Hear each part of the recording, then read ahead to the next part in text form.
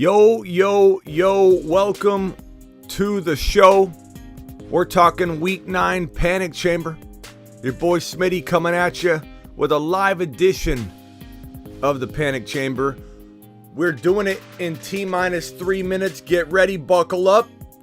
Everybody filing in. Michael K. CPA first in the building. Appreciate Michael K. CPA. Appreciate all of you. We're live. Panic Chamber begins in T-minus 3 minutes. Let's go.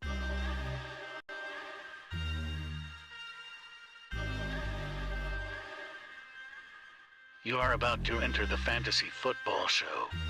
Please stand by like a boss. Estás entrado al fantasía fútbol novelas. Espera con el patrón.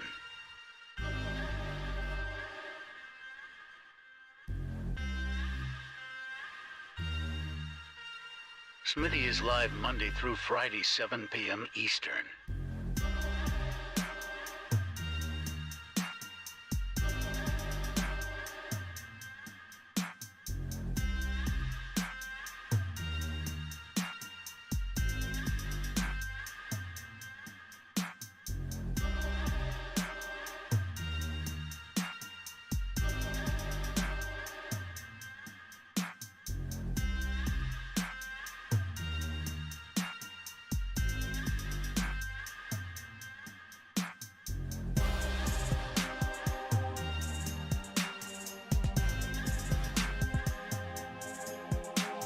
You are about to enter the fantasy football show. Please stand by like a boss. Estás entrado al fantasía fútbol novelas. Espera con el patrón.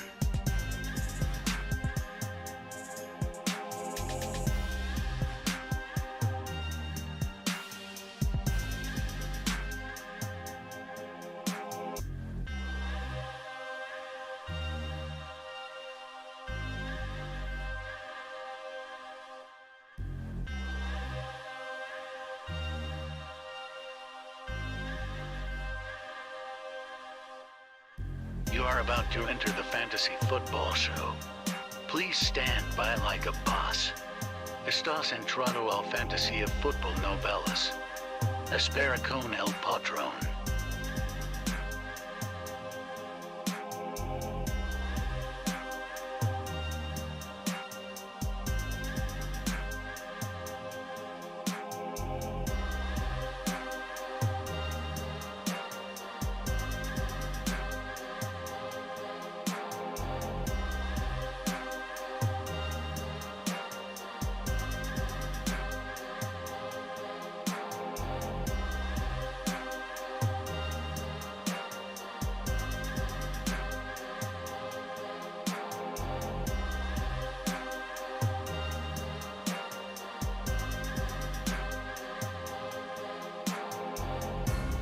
You are about to enter the fantasy football show.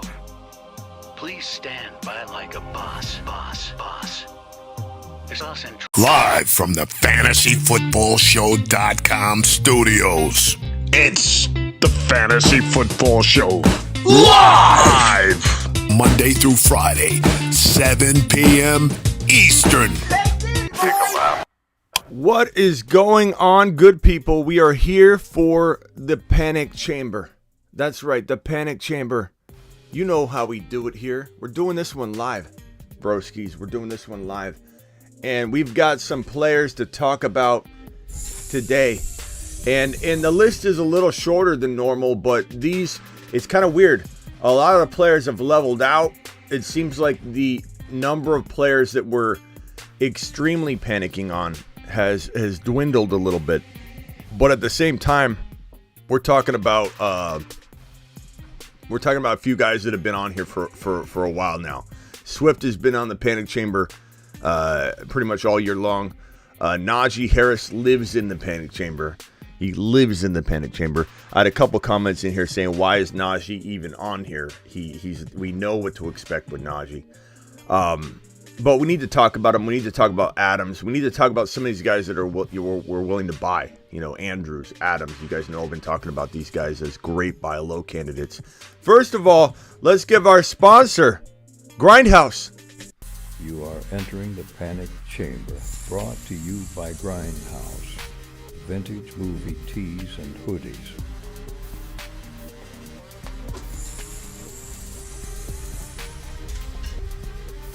You are entering the Panic Chamber. Look, let me tell you something about our sponsor, Grindhouse, okay?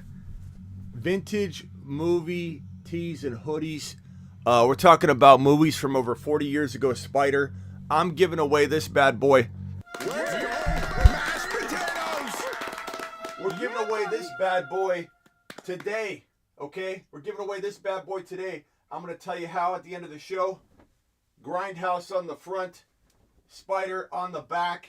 We've got, I mean, these guys have hooked me up with so much of this stuff to show you guys. This is the one we gave away the first episode. This is the Beast hoodie. We've got so much. Look at this one. This one is this one is James Dean. This James Dean hoodie. Grindhouse on the front. James Dean. Most comfortable hoodies I've ever put on before in my entire life. I'm not even joking around. I wear these all the time. In fact, now that it's getting cooler, it's a little bit hotter today. Moving forward, I plan on wearing Grindhouse hoodies on every single Panic Chamber moving forward.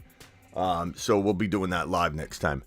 But Grindhouse is phenomenal. I plan on wearing Grindhouse apparel only, maybe moving forward on the show. Honestly, it's some of my favorite stuff.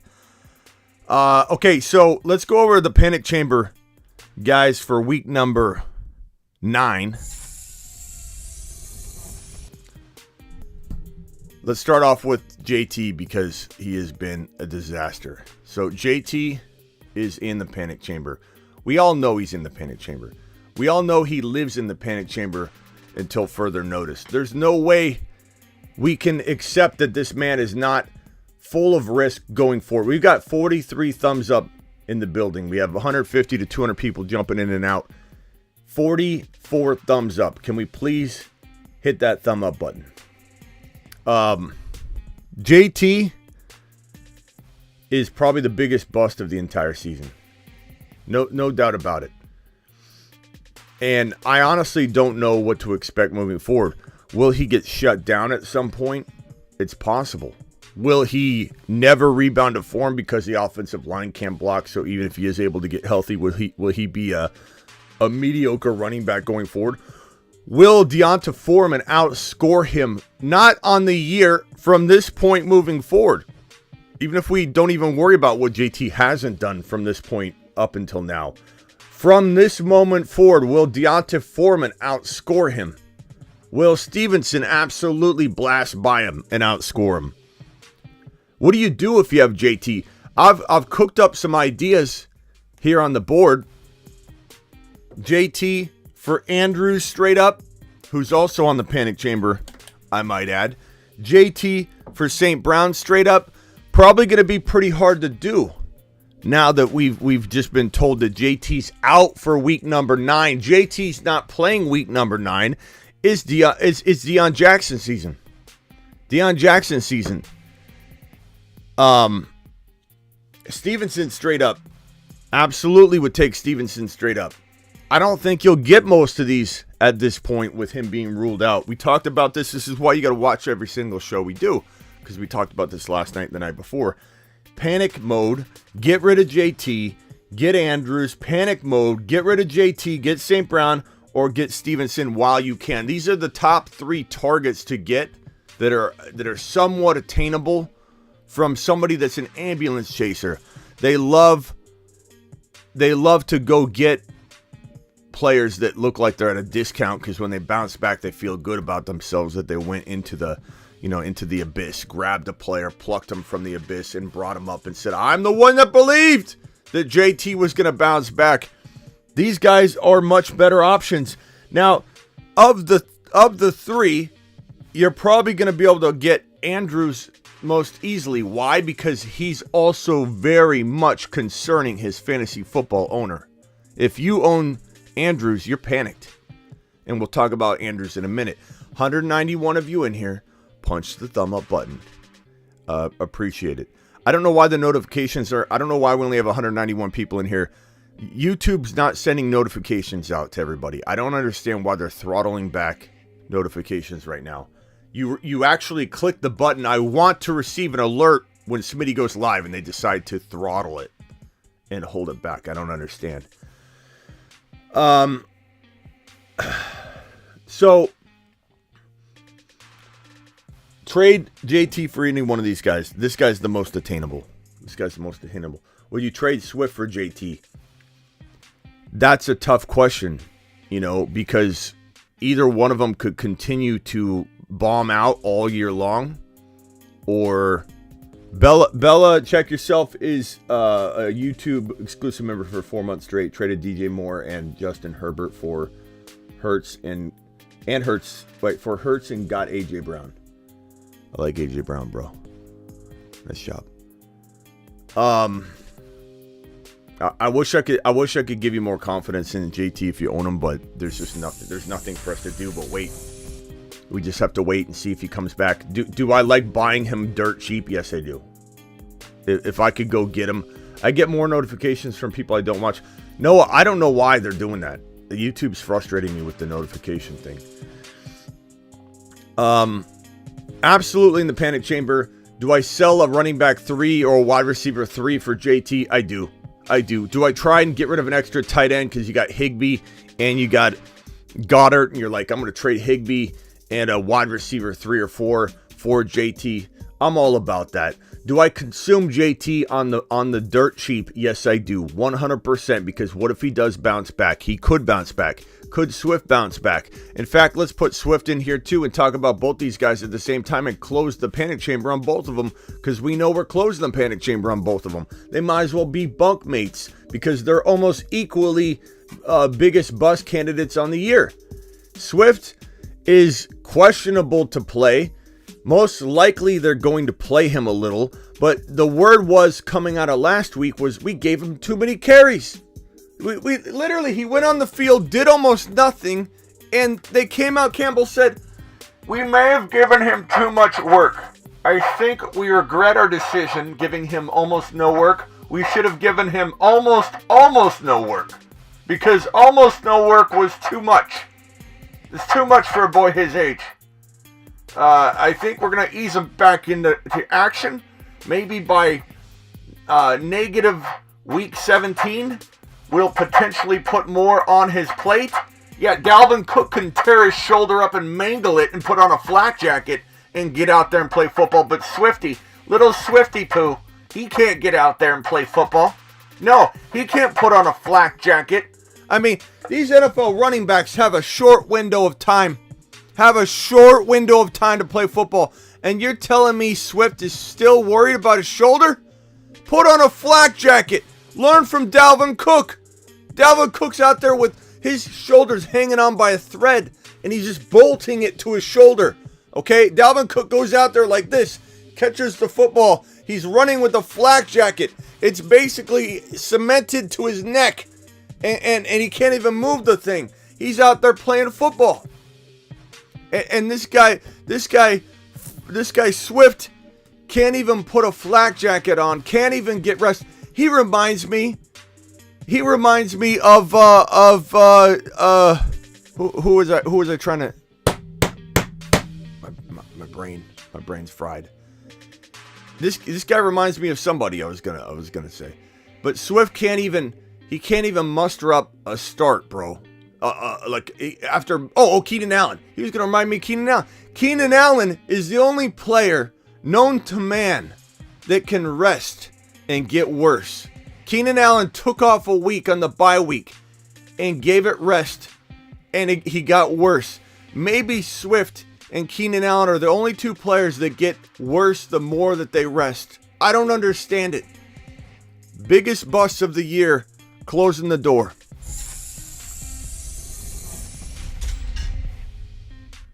Unbelievable. All right. Next up is Andrews. I see a lot of chatter in the room about Andrews, and the thing is about Andrews is there is risk involved. If you go after Andrews, you are running a risk of acquiring a player that could just follow suit. I don't want to hear anybody 2 weeks from now complain if Andrews goes downhill and takes a turn for the worst and say, Smitty, you told me to go get Andrews. Just like when I told you to go get this guy or that guy that's banged up and risky and it doesn't work out. You got to understand the risk at play. Andrews, just like acquiring JT a couple weeks ago, has a lot of risk. Okay? Don't go playing with fire if you don't need to. If your team's doing well, if you're balling out, why change what isn't broken? Why go after a player like Andrews if you don't need to? If you're 7-1, you're getting Goddard to drop fire for you. You've got this awesome rotation of tight end action. Or if you're 7-1 and you can get rid of bench depth to go after Andrews, then it's worth the risk. Like, make sure you understand what time it is. Because Andrews is a high-risk, ultra-high reward player to acquire right now. And as I said, I would give up JT. I would give up Swift 1-for-1, guarantee either one, JT or Swift, for Andrews, St. Brown, or Stevenson. And Andrews is the easiest to acquire.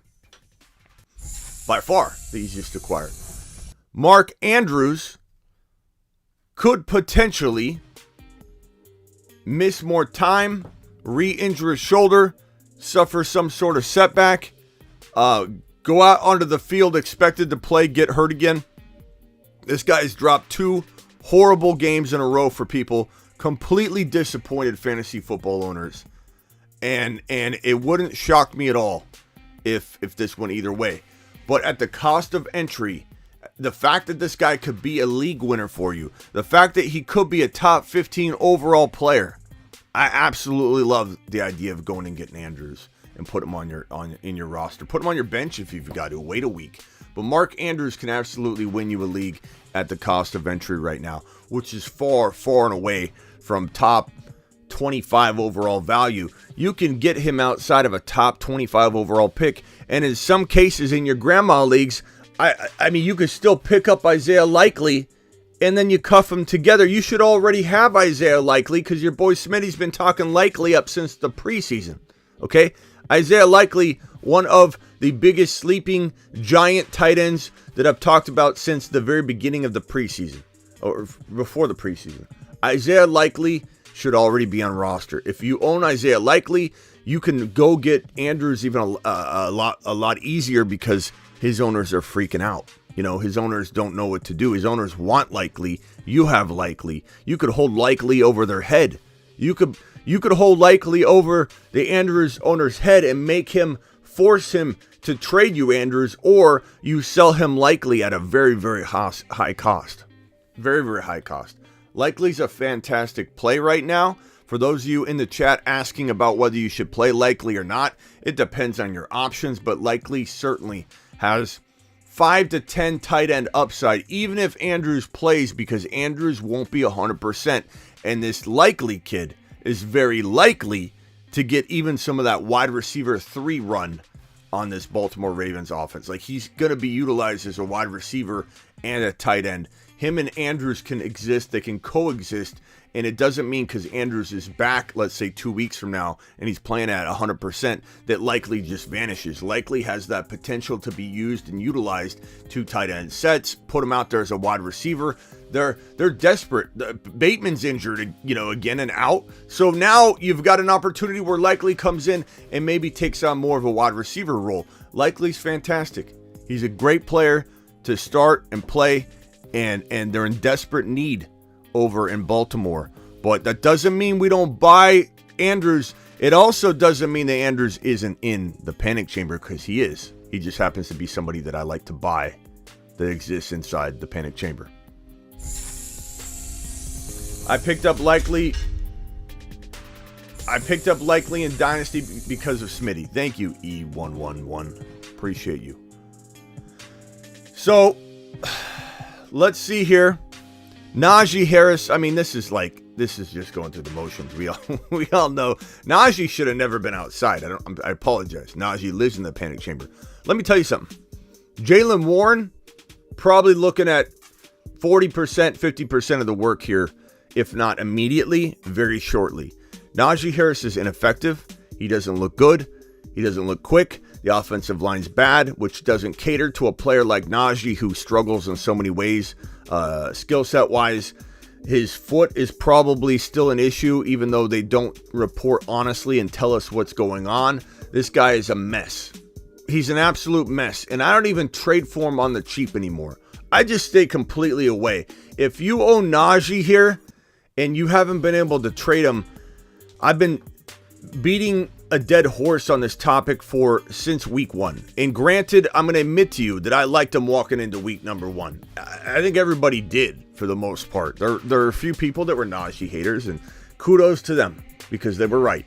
But Najee Harris from week 1 was a complete get rid of him. Then you had a lot of analysts out there coming out saying, buy him low, buy him low. He's getting the lead boot off. He's going to get the lead plate out of his shoe. What's he doing with the lead plate in his shoe anyway? Because we weren't told he needed that. We weren't told that he even had a Liz Frank injury until it was supposedly over. Then in week 1, he gets his foot bent back.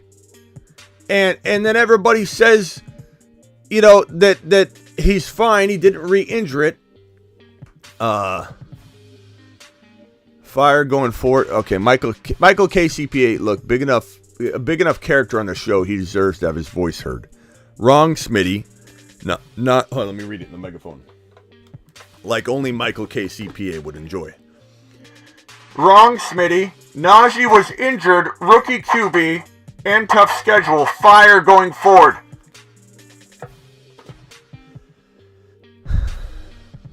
Let's put Michael KCPA in there.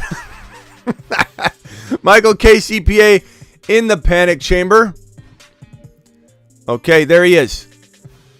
I hate to do this to you, Michael KCPA. You are one of the most loyal followers I have, but we are going to shut the doors on you as well.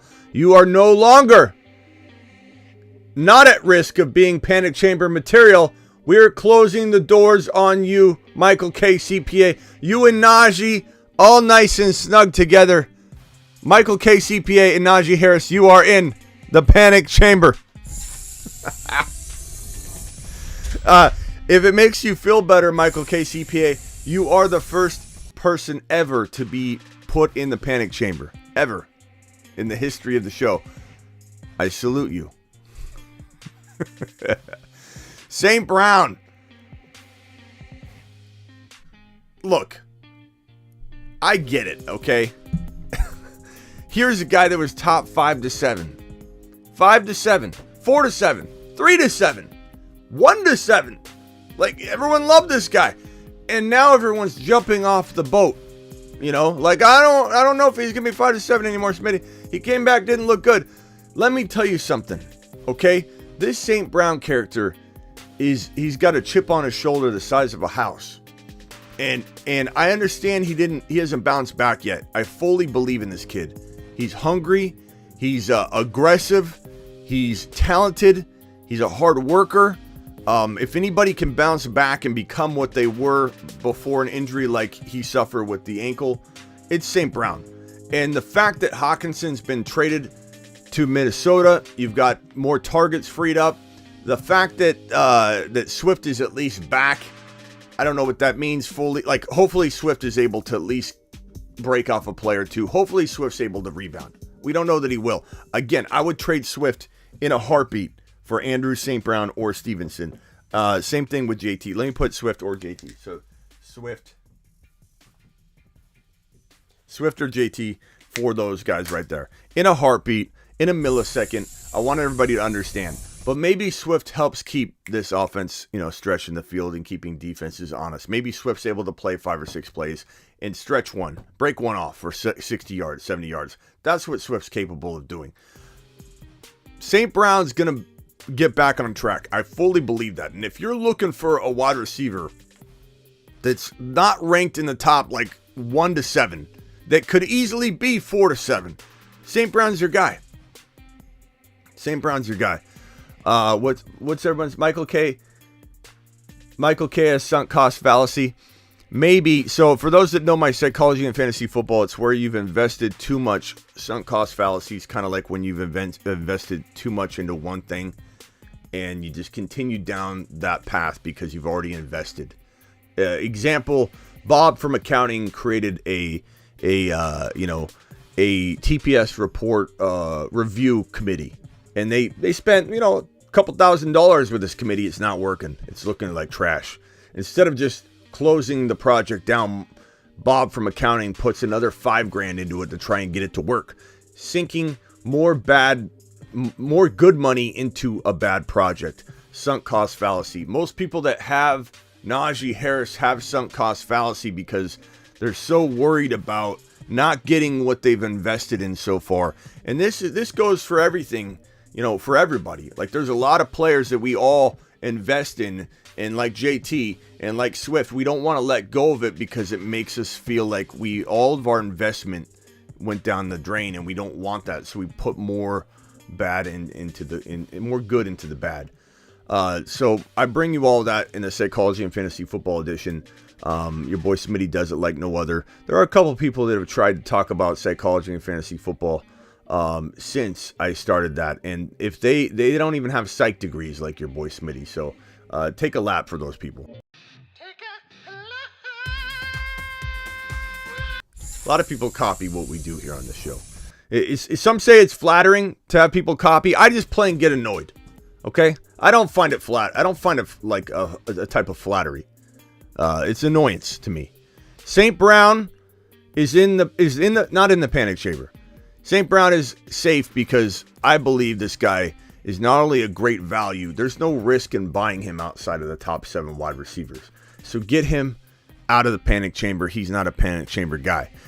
Adams, guy had the flu last week. Did nothing. Did absolutely nothing. Did zero. And for some reason, his owners are freaking out. And I'm buying all day long. I'm not even concerned. What I'm concerned about are there are only 441 thumbs up with 410 of you in the building. 413 of you in the building now. 141 thumbs up. Can we please punch that thumb up button for your boy Smitty? Hit that subscribe button if you're new, and wipe your feet at the door. Please. Davante Adams, buy him. Bye week out of the way. Top 5 wide receiver capable. Top 5 capable. And you can get him well outside of top 5 wide receiver value. Go get Adams now. You got an RB that you don't need. You got let's say you got a Stevenson or a Dameon Pierce that you can't really use because you have 4 running backs, you can only start 3. Now, granted, it's never a bad idea to hold all 4 as you walk into injuries and bye weeks and all that. And bye week city is this week. This whole stretch of games here in the next couple of weeks. Bye week city. Never a bad idea to hold, but what I will tell you is that Adams has a particular set of skills that make him a nightmare for your fantasy owners. Skills he's acquired over a long career. And if you don't take advantage of getting Adams at Stevenson or Dameon Pierce pricing when you don't need Stevenson or Dameon Pierce, or you have 4 guys that are all very close like that, and you're struggling at wide receiver, you're making a grave mistake, because when you try and make this maneuver next week or the week after, Adams won't be there anymore. Adams won't be cheap anymore. Adams is currently sitting at a value he shouldn't be sitting at. It's ridiculous.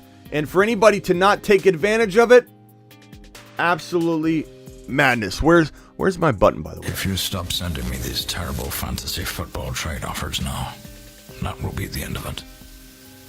I will not look for you. I will not pursue you. But if you don't, I will look for you. I will find you. And I will tell the commissioner on you. Adams, you are safe, young man. Go make some bad offers. Go offer somebody an offer that is so bad that they come to me and say, Smitty, is this a bad offer? And I go, that guy offered you that for your Adams? You are offer sex. You are trade offer sex. Go send some of those to your buddy who owns Adams. Try and steal them away. Fournette in the panic chamber. And look, he's looked less efficient over the last few weeks. It's time to unleash Rachaad White a little bit. it wouldn't surprise me if we have to enter double-digit weeks before we start seeing Rachaad White get opened up more. But Rachaad White is definitely a player that's going to maybe be on the rise here in a couple weeks. Khalil Herbert, Rachaad White, Isaiah Pacheco, they're all players that people give up on when they're in stash mode, and then they're going to give up on them, similar to the people that got burrowed when they gave up on Etienne and Kenneth Walker. I mean, raise your hand if you know of a person in your life that dropped Kenneth Walker or dropped Etienne or dropped Dameon Pierce after week 1. Remember that one? Raise your hand if you know someone in your life that has made a dumb move like that. I feel like that's what people are going to do when they get overreactive and they have knee-jerk reactions to this whole why didn't Pacheco get the run he was supposed to get, but he started. Well, the game script, and they decided not to feed him. But at some point, Pacheco could get unleashed. They love him there. And once he starts, it could be week 12. I don't know. Rachaad White could not get a single start all year, or he could start in week 14, or he could start in week 13. He could start in week 12. Herbert might emerge and not emerge, and then all year long, Monty stays in the way as an obstacle. We don't know. JoJo dropped Walker, but kept Etienne. At least you're honest, JoJo. At least you're honest. But I mean, maybe we'll give you a soft lap. Okay, I won't even make you do the visual thing. We'll just Take a lap. Take a lap. That's the old school lap. Take an old school lap, bro. But don't be that guy. And Fournette, yeah, you're absolutely in the panic chamber, bro. I mean, you're born in the panic chamber. You were in the panic chamber when you showed up way over the LB mark that you needed to.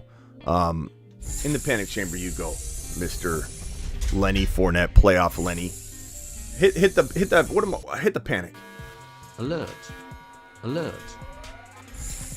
Next up is a little man we call Pittman Jr., Michael Pittman Jr. I hit the panic chamber walking into the draft day. Alert. Don't draft him. Alert. Not high. Mode initiated. What are you doing taking him in the 3rd and 4th round? Some people take him at the end of round 2. End of round 2. Can you imagine? But now it's time. It's foreclosure season. And this guy is getting tossed around like a rag doll. He's free. You might even stop by the local yard sale on your way home. You'll see him sitting there.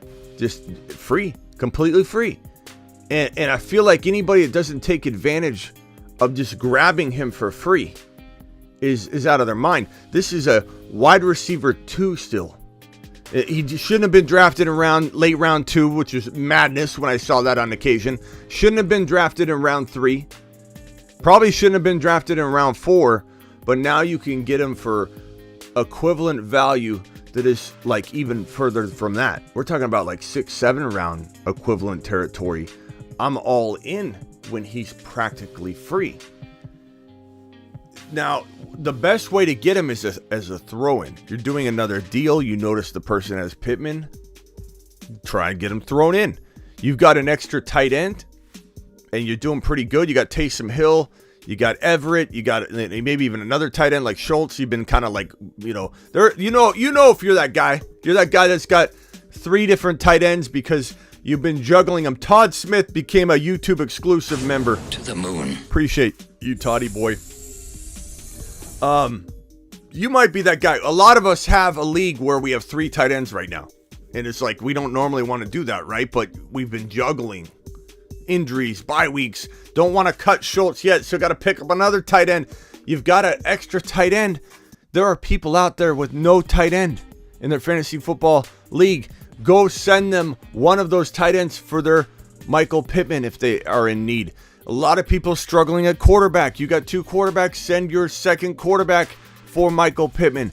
You've got some kind of, a lot of people have the tight end juggling going on. You got an extra RB that you don't really need that's kind of, like relevant. And you go look at the team that's got Michael Pittman. They've got no RBs. Use your creativity to get Michael Pittman for free. I can't think of everything for you.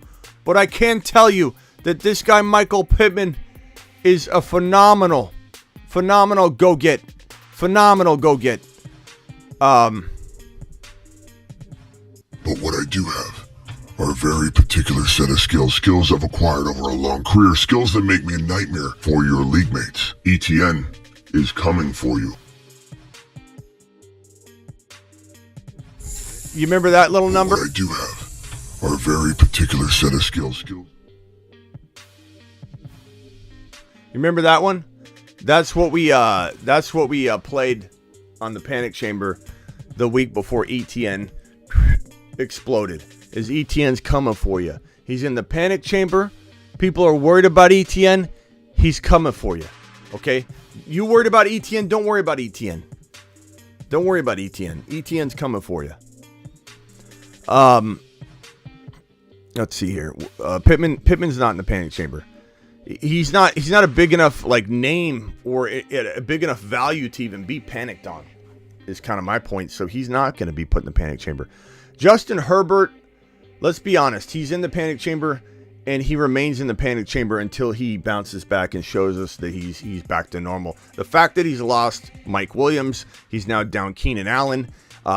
Even DeAndre Carter's questionable. It's basically Joshua Palmer season in LA until further notice. It's kind of hard to love Herbert right now without any weapons. Now he's got Eckler and Joshua Palmer, and let's be honest for a second, and I think this is where we got to step back and say, okay, are things that bad? Not as bad as it seems, because we have a guy in Herbert that still has two weapons that a lot of teams don't have. Take a look at Green Bay, for example.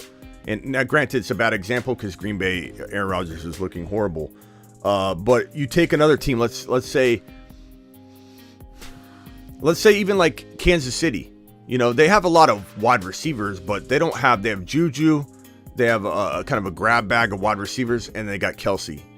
So Herbert's got Eckler and Joshua Palmer still. He's still got weapons. He's still got Everett. It's not like he has nobody. So I feel like while there's still reason to panic, I feel like Herbert still with a week of rest, getting the cartilage situation a little bit more under recovery. This guy could come out and fire off on all cylinders, be a top 5 quarterback moving forward.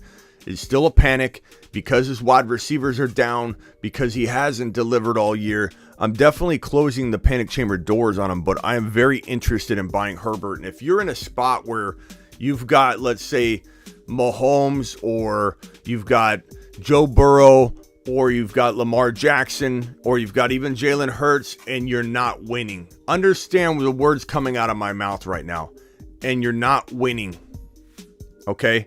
If you're not winning, you need to make a divide and conquer move. And some of you, your best asset and ability to divide and conquer would be through the quarterback. And if you can go get a Justin Herbert and a St. Brown for your quarterback, let's say it's Joe Burrow, who's number 2 in fantasy football QB scoring. Let's say you trade Joe Burrow for Herbert and St. Brown. That might be a move that helps you get back in the mix. You take a little gamble on Herbert. It sucks to let Joe Burrow go, but it is what it is. That is probably the best trade you can make if you are in, dire straits at other positions and you got Burrow. You're in dire straits at other positions and you got Mahomes. You're in dire straits at other positions and you go ahead and make that move. Herbert, you're in the Panic Chamber, but you're definitely somebody I would buy.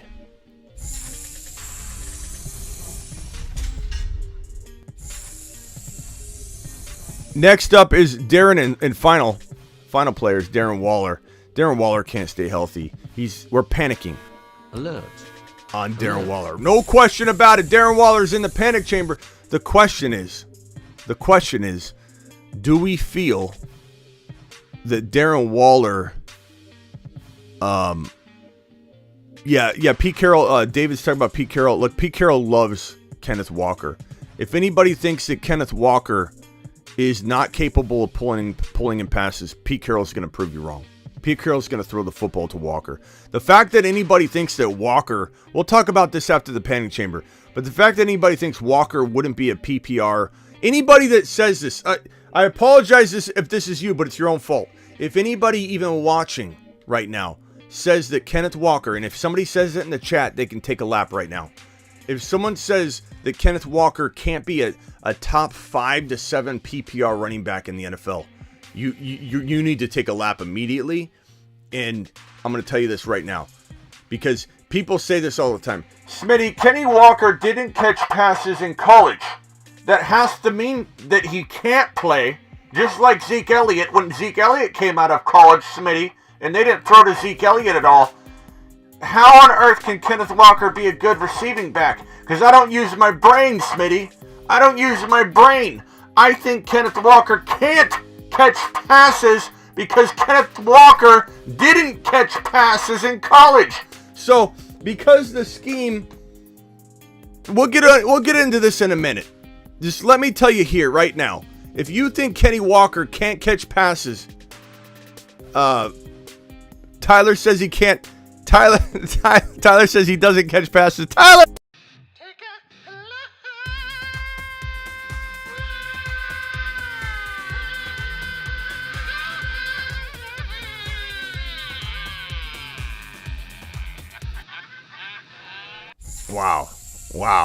Wow, Tyler. Read the room, Tyler. Read the room. We'll get into it in a minute. Rant incoming. Okay? Waller. Alert. Later, Waller. Look, if Waller gets cut, you pick him up. If Waller gets cut, you pick him up. You don't sit there and let Waller sit on waivers. I understand he's in panic chamber mode. We've closed the doors on Waller. But you don't let him sit there on waivers because he can come back. He can come back. Okay? He can rebound. Is it likely? I don't know. Is it Isaiah likely? I don't know. But I do know that Waller's done it before. I do know that Waller doesn't deserve to be on waivers. I do know that I'd pick him up and probably start him. But I'd pick him up and, if he's playing, I'd pick him up and put him on my bench. I'd pick him up just to trade him. Does anybody, let me ask you a question. Bob, or whoever out there thinks that Waller shouldn't be on your roster. Let me ask you a question. If you were going to send an offer to somebody and you said, hey, I want your Davante Adams, okay? And I'll give you DK Metcalf. Do you think for a second that somebody's going to entertain that? The answer is no. No one's going to entertain that. No one's going to entertain that. What about if you threw in Darren Waller? What if they're struggling at tight end and you give them the opportunity to maybe have a Darren Waller and a DK Metcalf? Do you think that that's a potential decent opportunity and good shot in the dark for somebody that has no tight end? The answer is that everybody and their mother would be more likely to accept an offer that was DK and Waller for Adams if they're in dire straits at tight end. So you pick them up, or even if you trade for them at dirt cheap value, just to flip them, including Waller in a trade, a 2-for-1 is very powerful. It does something to the mind psychologically. The idea of what Waller could become in a 2-for-1, your mind just starts wandering. And you start saying, I could get Waller. If Waller did become what he was supposed to become, oh my God, I might be okay. You can catch someone sleeping at the wheel. Am I saying that you're going to land Adams for DK and Waller every time you send the offer out? No. But you can catch someone sleeping. And it'd be very, very, very, very easy. So, guys, that is the panic chamber. We are heading into the news section. I'm going to be right back. Let me put a timer up on screen. Be right back in 1 minute and 30 seconds. Okay? I'll be right back in 1 minute and 30 seconds. Hang tight.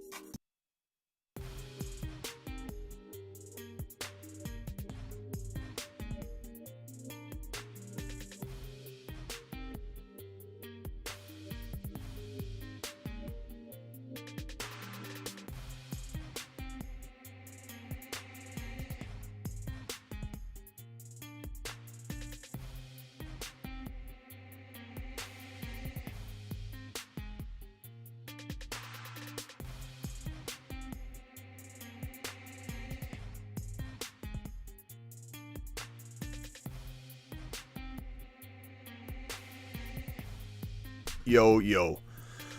I had to go get this screen's been bothering me. I've been getting migraines lately looking at the screen. I do have these blue light blocking glasses that are supposed to help. May try and wear them again. So I had to pop a ibuprofen. We're going to pound the vitamin water in the water. Migraines have been getting bad. I stare at the screen so long that it causes tons of like eye strain and migraine issues, and a lot of migraines are related to light and eye strain, so they've been coming on strong. We got a $20 super chat from the man known as Ron Navy, dropping it on the screen. Ron Navy says, what wide receivers would be fair value for Henry? Knowing Henry has rushed for over 500 yards the last 4 games and has 7 TDs. I mean, you're going after JJ or you're going after an injured Cooper Kupp, Ron Navy, and that's plain as day. The only thing you're doing potentially 1-for-1. If you were maybe to go get, let's say, Adams and like a Stevenson, bro, that would be something that would be, I think, an amazing move for you. So Adams and Stevenson. I mean, go after Walker, Ron Navy, and get a St. Brown. Like, you get Walker and St. Brown for a Henry, that's a home run. That's a home run smash. Now we must get to the topic at hand, because we've had a few people run their mouth about Kenny Walker not being able to catch footballs. And I think we need to address the elephant in the room, that is Kenny Walker. Kenny Walker is going to be someone we need to have a discussion about right now. So let's go ahead and go to rant mode. Time for a Smitty rant.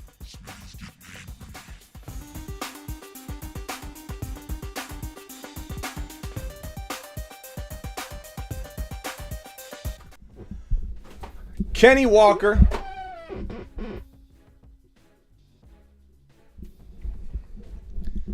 Kenny Walker. So let me think of a rhyme here. Kenny Walker. Put him in your lineup and stand tall, and you'll all go home with an autographed ball. This man, Kenny Walker, is getting doubted and talked about trash in the live chat. People, not necessarily all of you, but a couple people in here that are saying things like he doesn't catch the football. Smitty, why would he catch the football? This man has every skill set known to man to be an elite pass catcher at the NFL level. What is a good pass catcher? Good in open space, able to make defenders miss, good decision maker once they're in an open plane or space on the field, knowing what to do once they have the football, holding on to the football, navigating downfield, moving forward, breaking tackles, being elusive, having good vision. When this man gets the football, where's my football at? When this man gets the football, and he literally, I don't know if anybody's watched a lot of Kenneth Walker, if you just look at box scores or only watch the red zone and miss everything this man's doing on the field, but it's a unique skill set that this man has.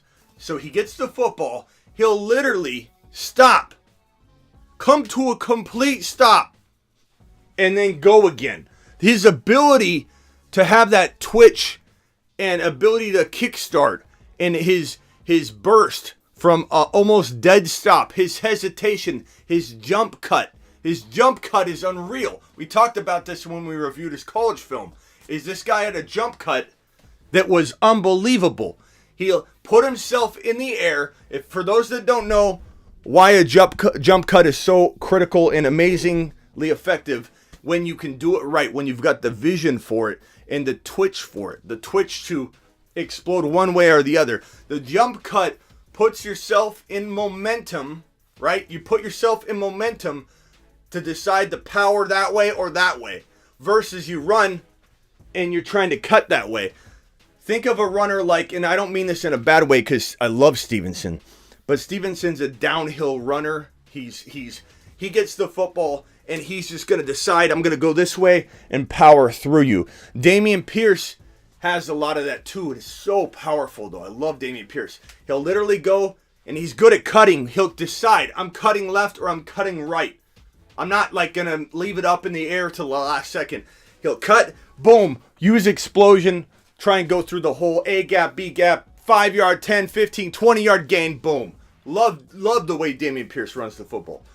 But the jump cut and the way that Kenny Walker operates is he'll literally go like this, put himself in the air with the jump cut, and when he lands, he's deciding, am I going that way or that way? Split second, boom, like that. Jump cut, boom, like that. And the dude is so unreal. Like the patience and vision. The fact that this guy knows he can go this way, that way, magnet toward open space. It's like he's running this like magnet toward open space, just pulling him. Like there's a magnet in the ball. He's running and it just pulls him toward open space. Constantly. This man knows how to navigate open space like a space monster. And if anybody wonders where this whole thing came from, To the moon. anybody wonders where space monsters, to the moon, spaceman, where that came from, Kenneth Walker. That's where it derived from. It was space monster, open space, navigating to open space. He loves space so much, we'll just send him to the moon. To the moon. That's where it came from. To the moon, Kenneth Walker. He is a space monster. Now, people have been saying he can't catch footballs. He didn't do it in college. Zeke Elliott didn't catch footballs in college. Who cares? That's boring. I don't want to hear your boring story about how he didn't catch footballs in college. Big deal. I don't care. That's irrelevant. It's annoying. It's one of the worst pastimes I can remember. Reflecting on things that don't matter or have any relevance to today. This guy, Kenneth Walker, can catch the football. Proved it at the combine. Proved it during pro days and workouts. The guy can catch the football. There's no problem. Look, Mom, I can catch the football. No hands. Boom, boom, boom. I didn't play college football. Does that mean I can't catch the football? They didn't throw to me in college. Does that mean I can't catch the football? Look at one hand catch. I'm not even looking. Look at one hand. I can catch with the top of my hand better than some of you can catch with two hands. Does that mean I'm playing? No, that doesn't mean. Look at. This guy, Kenny Walker, wasn't tested at the college level in terms of catching the football. He was a little busy, averaging like 150 to 200 yards a game on the ground, and people yet complain about the fact that he didn't pull in footballs at the college level. He was a little busy running 150 to 200 yards on the ground per game, scoring 2 and 3 touchdown outings, nose for the end zone. What do you want him to do? Stop doing that so he can do this when that's working? He didn't have an opportunity to catch footballs at the college level. Not to mention the scheme and offense didn't ask him to. So when Pete Carroll tells you he's special and then you see that he's special, you got a pattern there. When Pete Carroll says you don't think he'll catch, just watch. There's a pattern you should be following. Pete Carroll's correct. Pete Carroll told you didn't need Russell Wilson in Seattle. That seemed like a dumb idea. Pete Carroll was correct again. Pete Carroll seems to be correct a lot. Need some WD-40 in this. My point here is this. You want to doubt Kenneth Walker? First of all, if you doubt Kenneth Walker on any level, if you doubt that Kenneth Walker can't man a space shuttle in real life to Mars, that's on you. If you don't think Kenneth Walker can score 15 total touchdowns on the year with the games remaining this season, that's on you. If you think Kenneth Walker can't be a top 5 running back going forward, that is on you. And if you think this man can't catch footballs because of some kind of stat you read, or you followed some weird analyst out there that told you he won't catch because he didn't catch, that's on you. You have an opportunity to change your life and turn it around, young man. You can continue down this path that you're on right now. It's a path leading toward disappointment. If you keep thinking that Kenny Walker's limited on any capacity, that's on you. I'm giving you a chance to jump on this train now. One time the doors will open free of charge for you to jump on the Kenny Walker train.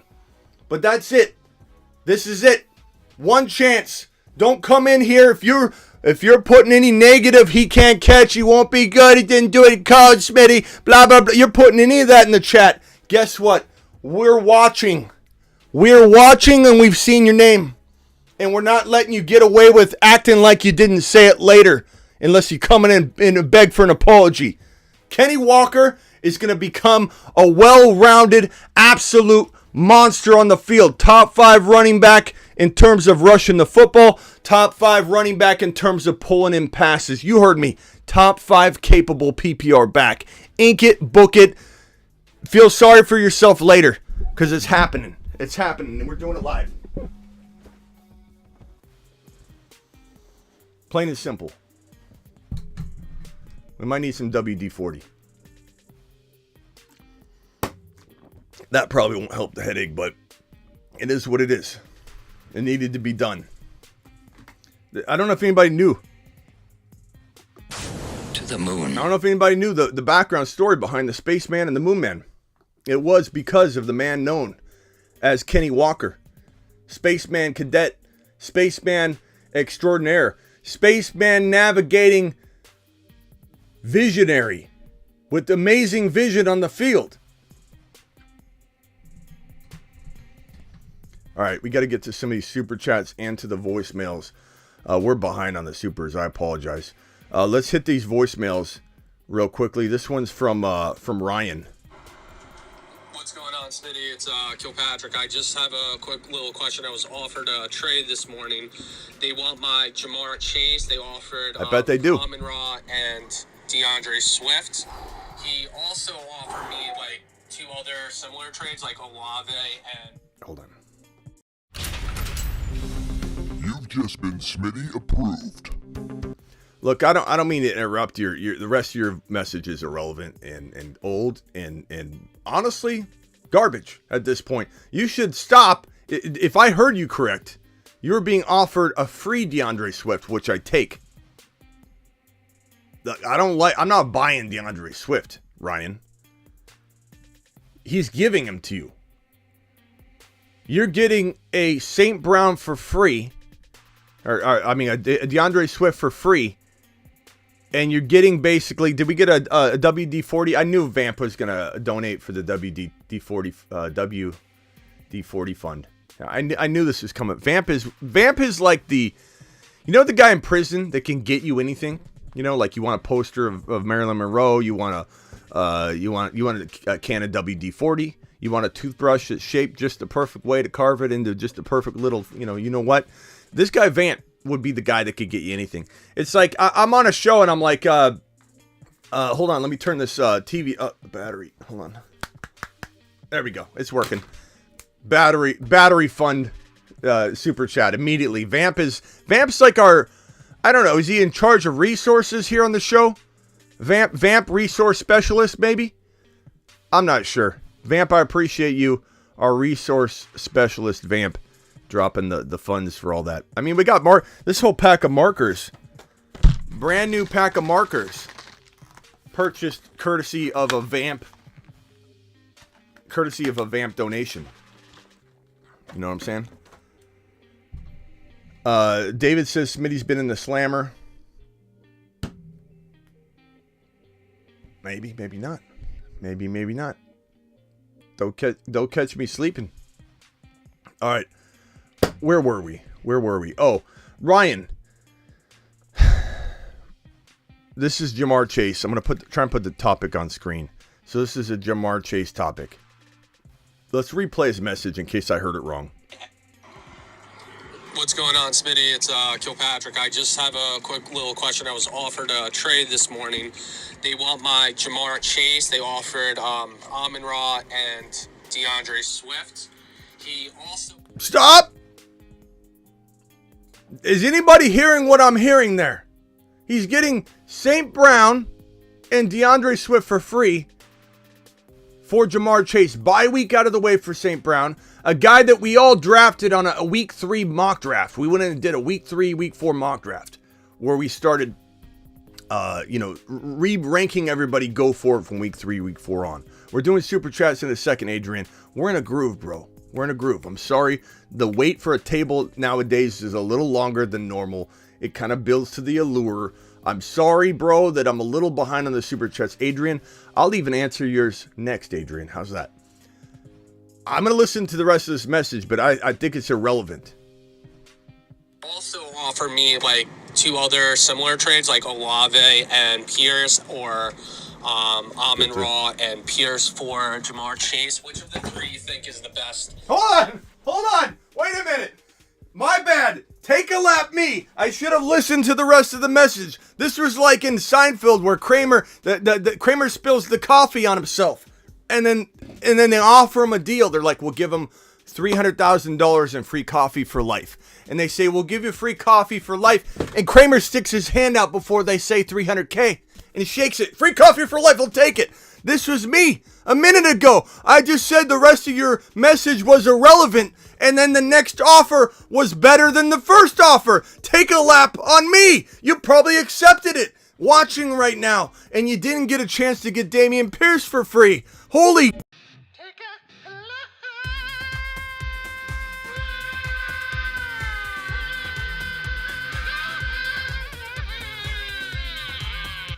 Unbelievable. Now you need to take a lap. I haven't even listened to the rest of his message. Maybe there's another better offer at the end of this. How do you not take St. Brown and Dameon Pierce for Jamar Chase, bro?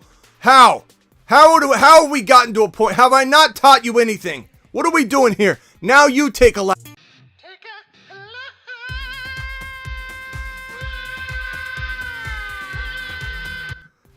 Let's listen to the rest of his message. To take. I was just a little hesitant to Why? have 2 Bears on the same team, but let me know what you think. 2 Bears? What are you talking about, Bears? Hold on. What's to have 2 Bears or Amon-Ra and Pierce for Jamar Chase? Which of the 3 you think is the best to take? I was just a little hesitant to have 2 Bears on the same team, but let me know what you think. 2 Bears? Are you talking about St. Brown, his brother? Bro, you're confused. 2 Bears? What does a bear have to do with anything? You're talking about St. Brown. St. Brown plays for the Lions. Dameon Pierce plays for the Angels, bro. He's an angel. He's a gift. What are you talking? You're looking at the wrong St. Brown, bro. He's offering you St. Brown from the Bears. 2 Bears? What's he talking about? Am I missing something here? What am I missing? 2 Bears? What's he talking about, Bears? Is he talking about E. St. Brown? bro, tell me. If that's the case, bro, you need to back away from the computer. Is he talking about Lions? Is he talking about Bears? Lions, Tigers, and Bears, bro? What's he doing? He's got another message. One more for you, Smitty. This is for my home league. Kilpatrick. My boy Steve wants to take Hopkins off of my lap. He's like devastated at wide receiver. He's got a couple good running backs. He wanted to offer me Derrick Henry, and I was on the phone just using the same like little psychological tricks you use. Attaboy. Like, man, I don't want Henry. He's gonna get hurt. I don't want him. There's nothing you could do to get him off my team. And then he offered me Tua as well, not officially, just verbally. You think I should take that, right? Bro, okay, first of all, everybody settle down in the chat going after Kilpatrick. First of all, Kilpatrick, you're my guy. This is how this show goes, okay? Everybody runs the risk of being, a centerpiece or spotlight being casted on them when you're dropping something. It's good content. No, Kilpatrick, you're nothing but fire right now, okay? Let's just put that out there. So everybody calm down. No negative comments toward Kilpatrick, because Kilpatrick's a monster, okay?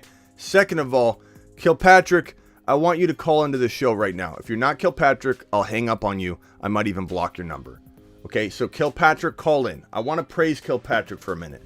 The fact that Kilpatrick is looking at deals like this and none of us are, the laugh is on us, okay? The joke's on us. We're not the ones staring at Pierce and a St. Brown for Jamar Chase, and Kilpatrick's about to take the money to the bank and laugh at all of us when he's eating his steak dinner and having a nice bottle of Chianti, and we're all sitting here, picking our nose to our, what do we do with DeAndre Swift? What do we do with JT? While Kilpatrick's dining like a king, okay? So Kilpatrick, call up real quick, and I want to first sing your praises, because I have a feeling you're taking this in a negative way, and you shouldn't be. Okay, here's Kilpatrick.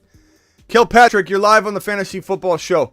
First of all, I don't want you taking this in a negative way. The chat goes a little crazy. I go on rants once in a while.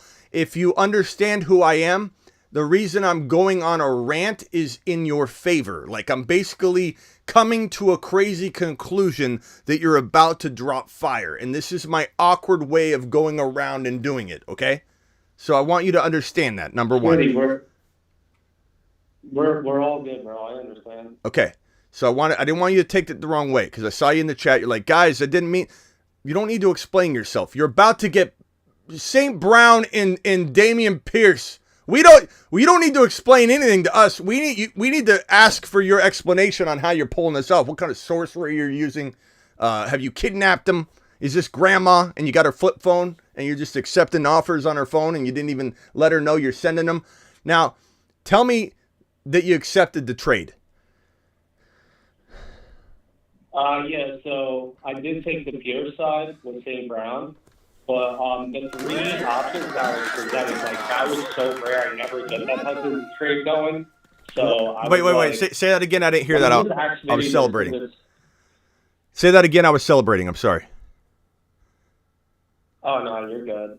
No, I did take the Damian Pierce St. Brown side, but as you just said that. You know what I'm saying? Yeah. But Smash. It was just so rare of an offer. This guy's in first place, so I think he's 6-1. So for him, and his team is stacked. But you know what? At the end of the day, I thought it was a really interesting offer. So the three of them combined. So I wanted to get your input. Are you sure? Can we get confirmation on something? Was this was the St. Brown on the Lions and not on the Bears, correct? On the Lions.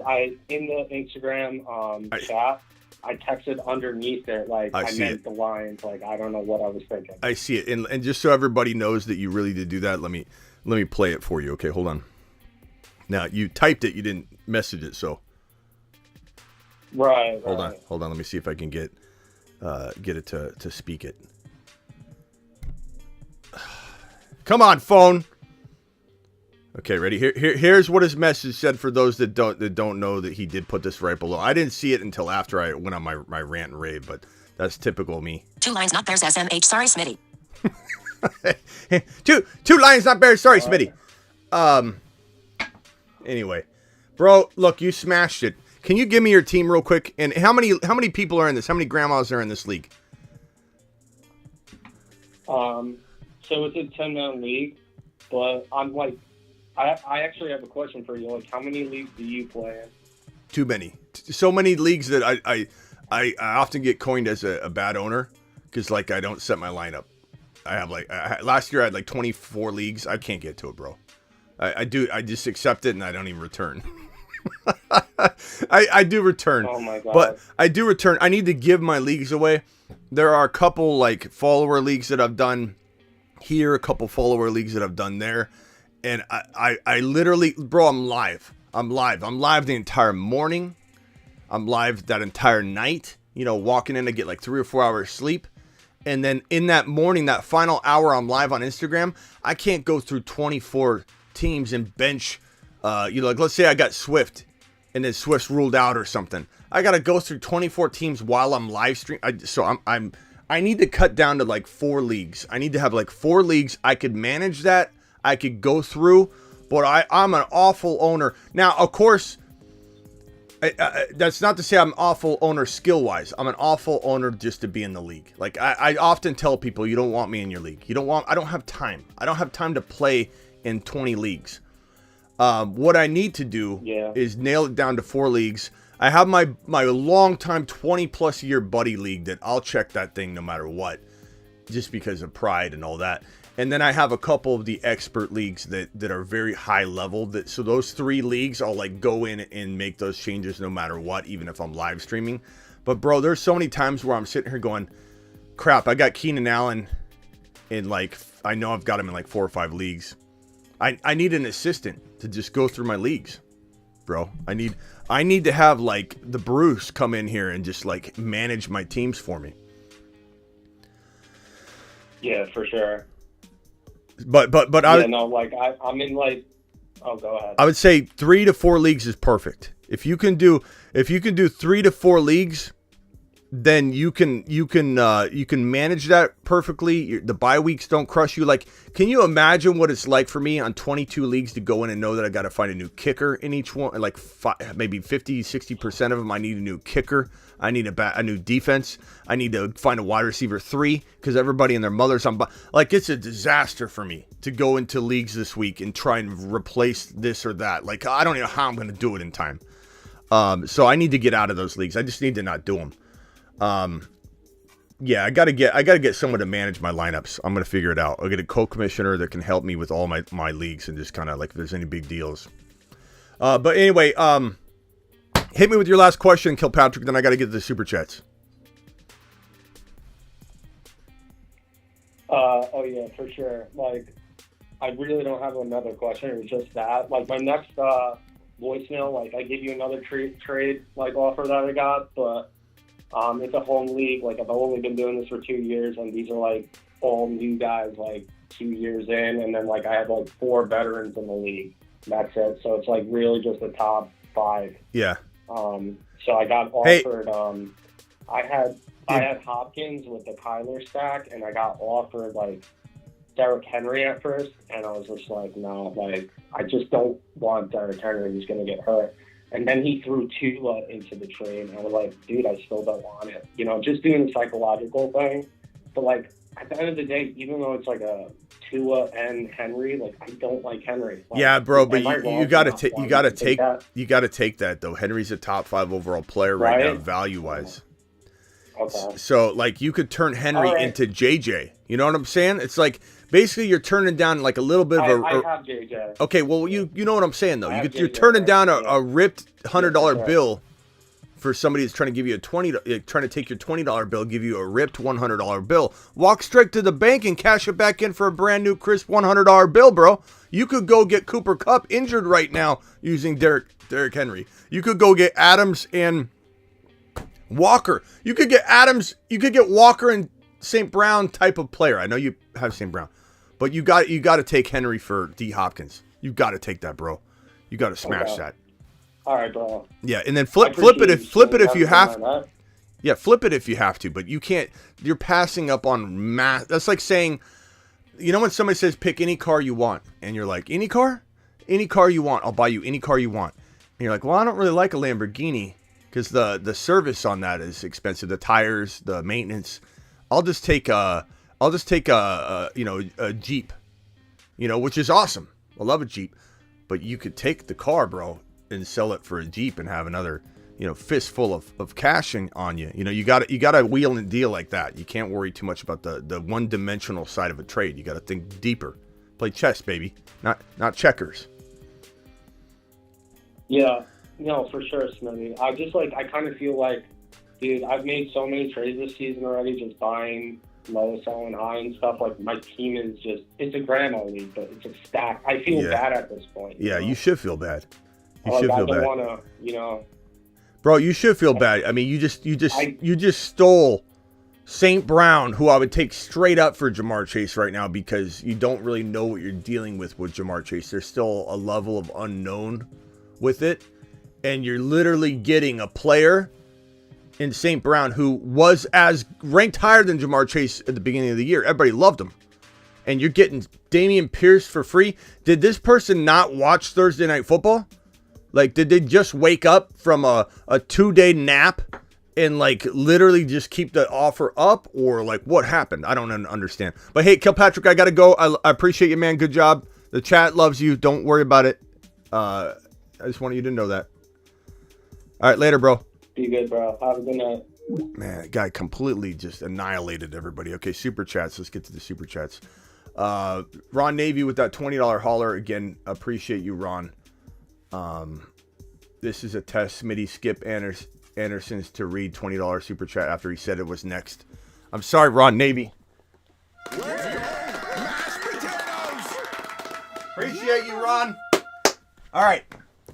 Ron Navy with the super chat. Ron, I'm sorry. I do the best I can. The $20 haulers usually don't slip past me for long. Ron Navy dropping that wide receiver question. I think if you went, like I said, if you went after St. Brown, you could get a Walker. You went after Adams, you could get a Stevenson. You go after Kupp or you go after JJ, you can get Henry. Straight up. But very, very, very simple, I think, process there. Process of elimination as you go down the list. Slayer is first in the super chat queue. Slayer, I appreciate you. Moonshot for dropping that $10 wad. Anybody that drops a $10 hauler gets a moonshot. Remind me if I don't punch the button. I picked up Deion Jackson, as you should. Sent the JT owner an offer. My Jamal Williams for JT, he accepted. Now I have K9, Swift, Madison, Deion, and JT. I like that trade. I mean, here's the thing. Jamal Williams is interesting, right? But Swift isn't out. He's on his way back. So to trade Jamal for JT, you got Deion. Slayer, worst that could happen is you got rid of Jamal. And the best thing that could happen for you is you win your league because of this move. So totally Smitty approved. Like, easiest trade you could make. Despite the negativity I have right now surrounding JT and his outlook. I can only start 3. Eckler, Etienne, Stevenson, and Walker. Not a bad problem to have, but who the heck do you start? Thanks for all the advice, Smitty. Appreciate you, Paul. I'm starting Eckler, obviously. I'm starting Etienne, obviously. And I know Stevenson's an attractive play, but I'm not sitting Walker. How could I sit Walker after that rant that you just heard? Walker's in the lineup. Stevenson might be a player you trade. Broski. Or you hold him because you got bye weeks and injuries and you just dominate people going forward. So I'm okay holding him as well. Depends on your wide receiver room. Appreciate your super chat. Trade Mike Evans for St. Brown and Waller. I'm taking St. Brown and Waller, and I'm standing taller, bro.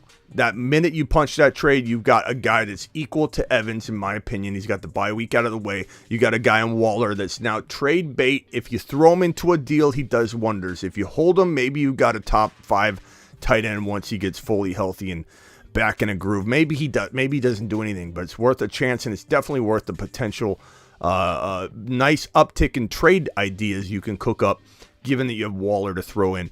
Tried to make a trade for the triple stack, brother. No go. However, available on the waiver wire, running backs are Hilliard and Harris, worth picking up.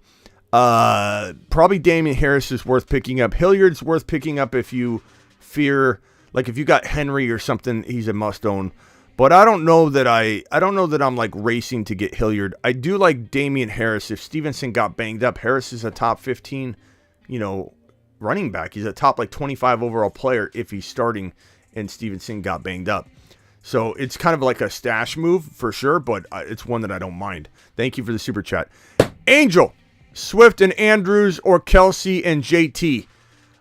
Give me JT and Kelsey. Number one, Swift and Andrews are both hurt. Kelsey and JT aren't both hurt. So process of elimination, bro. This is an easy one. Kelsey's better than Andrews to begin with, and he's not hurt. JT and Swift are both injured, but, JT's got more upside. Swift might come back to a 50-50 split. Not that Deion can't make that kind of a questionable thing as well, but I'm pretty sure that JT's got more appeal than Swift. But you never know. But either way, Kelsey's the guy. Kelsey's the guy, the best player in the deal. Mixon for Etienne. Yeah, if you like winning. You've just been Smitty approved. And if you pull that off, bro, we're hitting the got 'em button. We're making you the sorcerer of the day. Please circle back and let us know if that's done. That's crazy. $10 hauler To the moon. from my guy James. 12-man, 1 QB, PPR. QB's Hurts. Running backs are Kenneth Walker, Etienne, Pierce, Herbert. Looks like a Smitty-built team to me. I love that. Herbert on the bench. Wide receivers are St. Brown, Kirk, Judy. Very decent wide receivers considering your running backs. I'm sure you lost somebody too. You probably still did. I make any moves or stay put. I love your running back room. I don't think I want to divide that up. I love Jalen Hurts. He's bye week free. Etienne is not somebody I'm willing to trade or sell. Kenneth Walker, I'm not selling. Pierce, you could sell high. Maybe you go after a Davante Adams who's got his bye out of the way for a Dameon Pierce. Maybe you go after a Cooper Kupp who's injured. I would certainly take JJ straight up for Pierce. And the thing is, people might want to say that that's impossible. You can't get JJ for Dameon Pierce. Not true. Not true. I've seen it before. I've had it happen on my text line, which you can get if you want to be on my text line on demand. Text advice. Go to thefantasyfootballshow.com and order your on-demand text advice with me, your boy Smitty. I've seen this happen a couple times already in the past 24 to 48 hours where someone has acquired JJ using either a player right around Dameon Pierce, using Pierce, or a player right around Dameon Pierce, like a Stevenson or a Pierce or someone right there, Aaron Jones, for JJ. I've seen all three of those happen, and I'm talking to another person that's going to do the Pierce thing for JJ. I would take JJ in a heartbeat. Pierce coming off Thursday night against the Eagles, looking tough, looking like a monster. Everybody talking about him. The buzz is huge. He definitely has the appeal and intrigue that can get a Justin Jefferson or a Cooper Kupp deal done right now. It's a very small moment in time where you can do this and pull it off. After this coming week, I bet you JJ's untouchable. Maybe Cooper Kupp struggles again. Maybe he doesn't. I don't know. But if he doesn't, he's not going to be attainable for Pierce. This is your one shot to trade Pierce at that enormously high value. And I would take advantage of it, even in your situation. And that goes for anybody that's got Dameon Pierce. You want to try and get Cooper Kupp or JJ, do it now. Try it now. Doesn't work, it doesn't work. But people that have Cooper Kupp and JJ, maybe they're struggling at running back. Maybe Dameon Pierce looks pretty good to them right now. So, and maybe you throw in a Christian Kirk like you had on your bench or someone like that, or a Judy, and make that happen. Start Knox or Likely this week. I'm going Likely. Unless we hear like Andrews is now full go and whatever, then that would maybe change it. Start Knox or like, oh, I got to that one. Thank you. So thank you, Vamp. Appreciate you, Vamp. Vamp's the man. Michael, should I accept trade my Stevenson for St. Brown? This is a pretty even Stevenson trade to me. I think Steven season is in full effect. I love him, bro. Absolutely love him. But this is a dead even. Do you need a wide receiver? I could Smitty approve the wide receiver side for you. Do you need a running back? I could Smitty approve the running back side for you. This is up to you. It's a 50-50 call. Depending on your need, I would take that side of the trade, and I wouldn't bat an eye, and I don't think there's any kind of lap taking that's going to happen for either of you.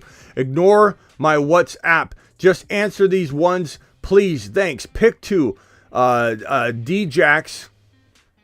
Is that Daryl? Is that Deshaun Jackson?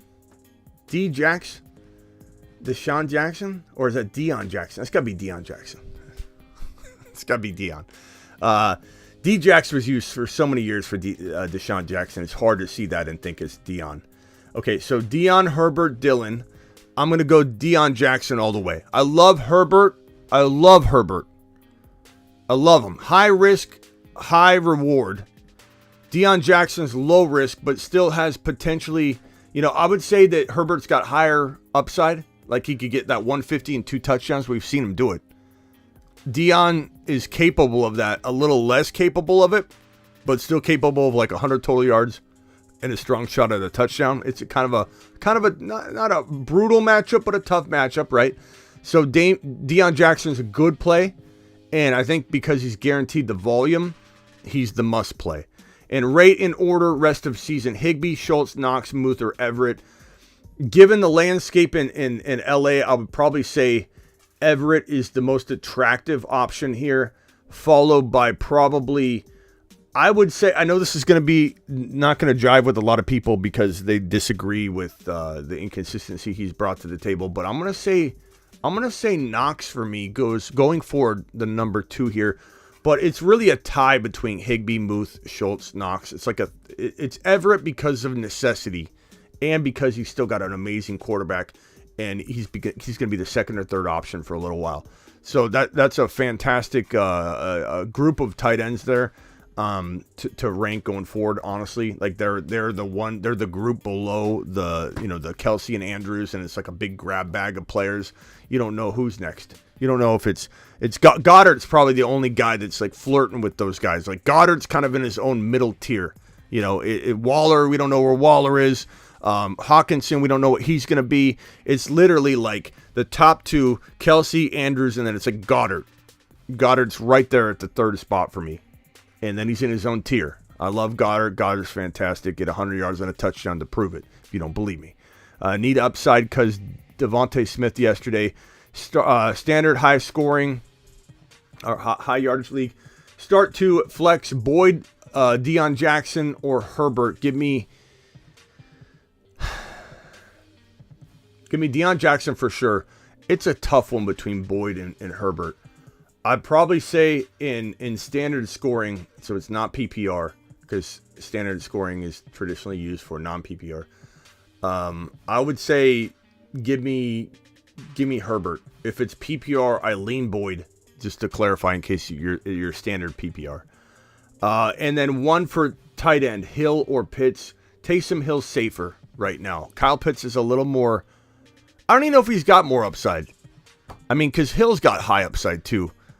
I'd say Hill, and I don't even know if he's got more risk because they both got risk. Hill could do, very little, or you could have Pitts do very little. They're both very, very similar.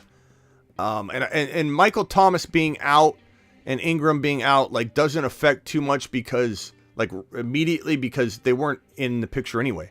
But I think the team starts evolving the playbook and committing and cementing in different things they would have had they thought Mike Thomas was returning. Therefore, they take a little bit of a different approach going forward in a big picture wise. So I do think Hill is probably the more attractive play, but man, that could go either way. And I love that you held Pitts and didn't cut him based on the really dumb pressures people were putting on Pitts owners. Like, you got to cut him, you got to let him go. Like, he's a top 5 tight end talent. Even in a struggling situation, he's got that upside and allure. If he's getting good quarterback play, he'd be number 1 overall. He's that good. We didn't miss on Kyle Pitts. We didn't miss. We didn't over-evaluate him. We didn't give him too much credit. He is the guy we thought he was. He is him. He just can't be him very easily in his current situation and predicament. $5 hauler from Mac, Pittman, Gabe Davis, Garrett Wilson, Joshua Palmer, offensive mess with Pittman. Boomer bust. I feel Wilson will be heavier targeted as well as Palmer need to. Yeah, I probably would say for right now, Garrett Wilson and Gabe Davis are the 2 players that I want in here. Palmer is very intriguing. I'm going to go Palmer. I'm going to go Joshua Palmer and Gabe Davis. Garrett Wilson's too up and down. Take Garrett Wilson out. I like Garrett Wilson a lot. He's a very attractive play.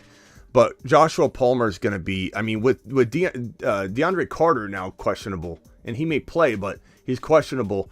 It's going to be Joshua Palmer only in the wide receiver room. So, yeah, go Gabe Davis and Joshua Palmer. That's my final answer there. Joshua Palmer is a great play. He's a great play. Should I start Swift? Do I start Likely or Higbee?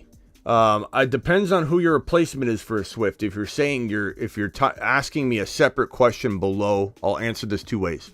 I start Likely over Higbee, and if you're asking this question relating to Swift, I'd probably start Likely over Swift unless you get clear indication, and we don't have it yet on Newswires or from me on the morning show or on a night show.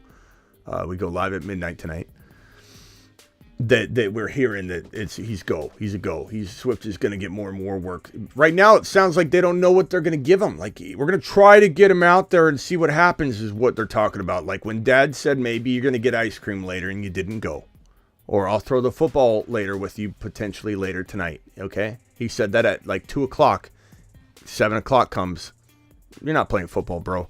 At 2 o'clock, it seemed like Dad was going to play football. He thought he could play football. He overcommitted, but he's not able to hit the field with you.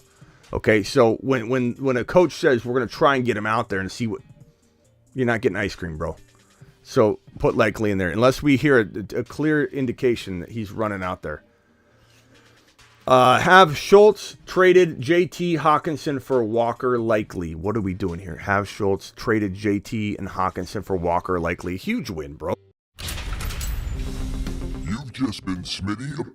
I mean, that's light work, bro. Light work, Matt. Matt, you're crushing it. You're crushing it, Matt. Daniel, the super chat. Etienne and JT for CMC and Edmonds. Woo. And Wandell. I think you got to take CMC here, but what does the chat think? What is the chat? The chat thinking JT and Etienne, or are we going CMC? You get Edmonds too. So CMC and Edmonds and Wandell. Or are we going with JT and CMC? I'm sorry, JT and Etienne. Can I get a vote? JT and Etienne. NFL players don't care about fantasy. They should, Johnny. They should. And people that say that they shouldn't deserve to take a big fat lap. And I don't say that to you, Johnny, unless you're saying that. But if a coach or a fantasy player says we don't care about fantasy, or if some casual Caleb in the chat, there's always a casual Caleb that defends it in the chat. Like I'll say they should care about fantasy. And then somebody, I don't know why one of you wants to defend it. What on earth makes you want to jump into a room and be like, excuse me, they shouldn't care about fantasy? Why is a casual Caleb or defending David got to come in here defending David? He defends everything. He just, anything negative. I could have said that the opposite, defending David would have said defending the other side. No, defending David just wants to defend. That's all he wants to do, is just defend everybody just because he wants to cause problems.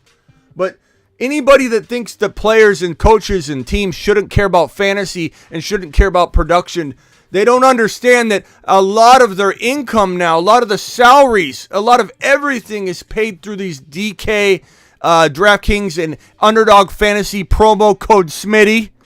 Promo code Smitty, match up to $100 in your first deposit. Link is in the description of the video. Promo code Smitty. A lot of everything's driven now by these big deals that they're signing with underdogs and DraftKings and such. And people have the nerve to say that the players and coaches shouldn't care about fantasy, and that no one's saying they should make play calling defending David, that they should make play calling based on fantasy. No one's that dumb and naive to say that. What we're saying is you don't say things like we don't care about your fantasy, or we're not here for fantasy football, or I don't really care. Stop talking about fantasy. Stop asking me questions. This is part of players and media. Fantasy football and that aspect of the game now is part of that media experience. Just like when players say, I don't want to talk to the media at the podium. You know, you have to. It's part of your job. And caring about a fantasy football owner is part of your job. So I don't want to hear these defending Davids out here trying to act like they got some point. You don't have a point, David. You don't have a point, David. No one cares about your point, David. Etienne, and what do we vote on this? Etienne going to score 30 this week. What did the vote? Etienne is the new CMC. JT fell off hard. CMC side, CMC side, CMC side, CMC side. It seems like the majority, it's like a 70-30 maybe. So, bro, trust your gut. But, I mean, CMC's the better, like, overall value. But could Etienne be as good? We all think he could be. Etienne's phenomenal, bro. Etienne, let me share a little clip with you in case you're a little unaware. But what I do have are a very particular set of skills I've acquired over a long career, skills that make me a nightmare for your league mates. Etienne is coming for you. That was created on a Panic Chamber episode when a long time ago people didn't believe in the man known as Etienne. Known as Etienne. Etienne. Okay, ET phone home. CMC.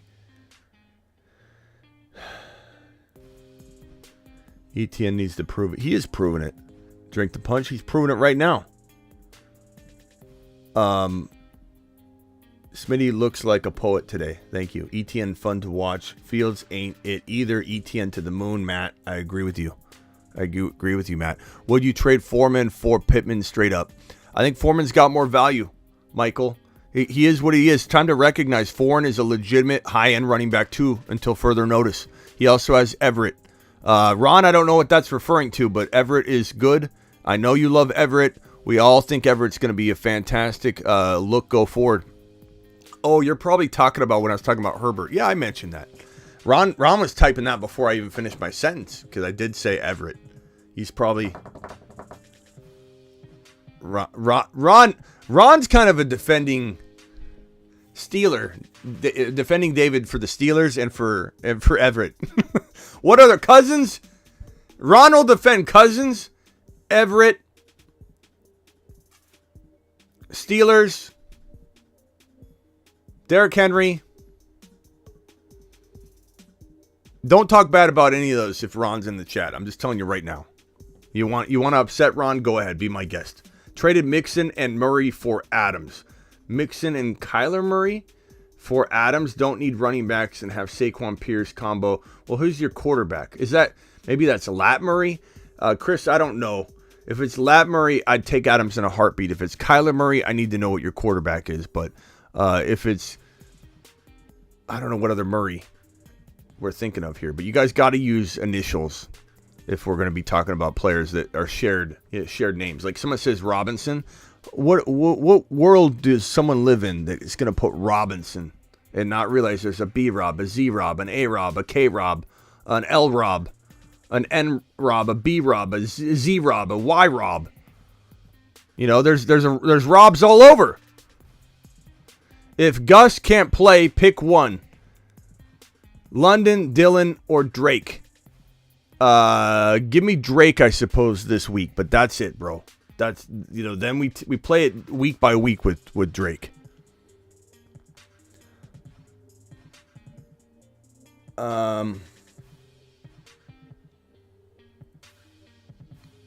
S-Rob, D-Rob,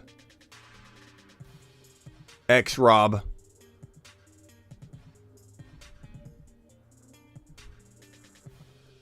$10 holler. To the moon. Boom. Boom. Appreciate you. Hey, team is 7-1. That's fantastic. I'm looking to drop Thielen for Tyler Boyd and Madison. Cook owner. Should I make that move? By the way, traded backup Christian Kirk for Swift. I don't mind that. That's an easy trade for Swift and hold. Not to mention, you can throw Swift into a deal and like, again, paint the picture. You've got DK. You want Davante Adams. No one's taking that trade.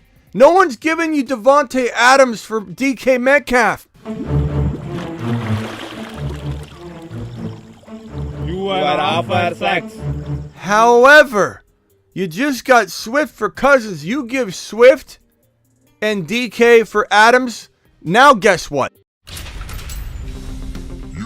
It's simple movement. It's being fluid. Be fluid. Be liquid. Be fluid. Be liquid more often. Be like Dopey. Dopey's liquid. He's fluid. He's aggressive. Okay? He can make shift into different things. Dopey knows what time it is. Dopey just acquired DeAndre Swift for Cousins, not because he loves Swift, but now he's got firepower. It's simple.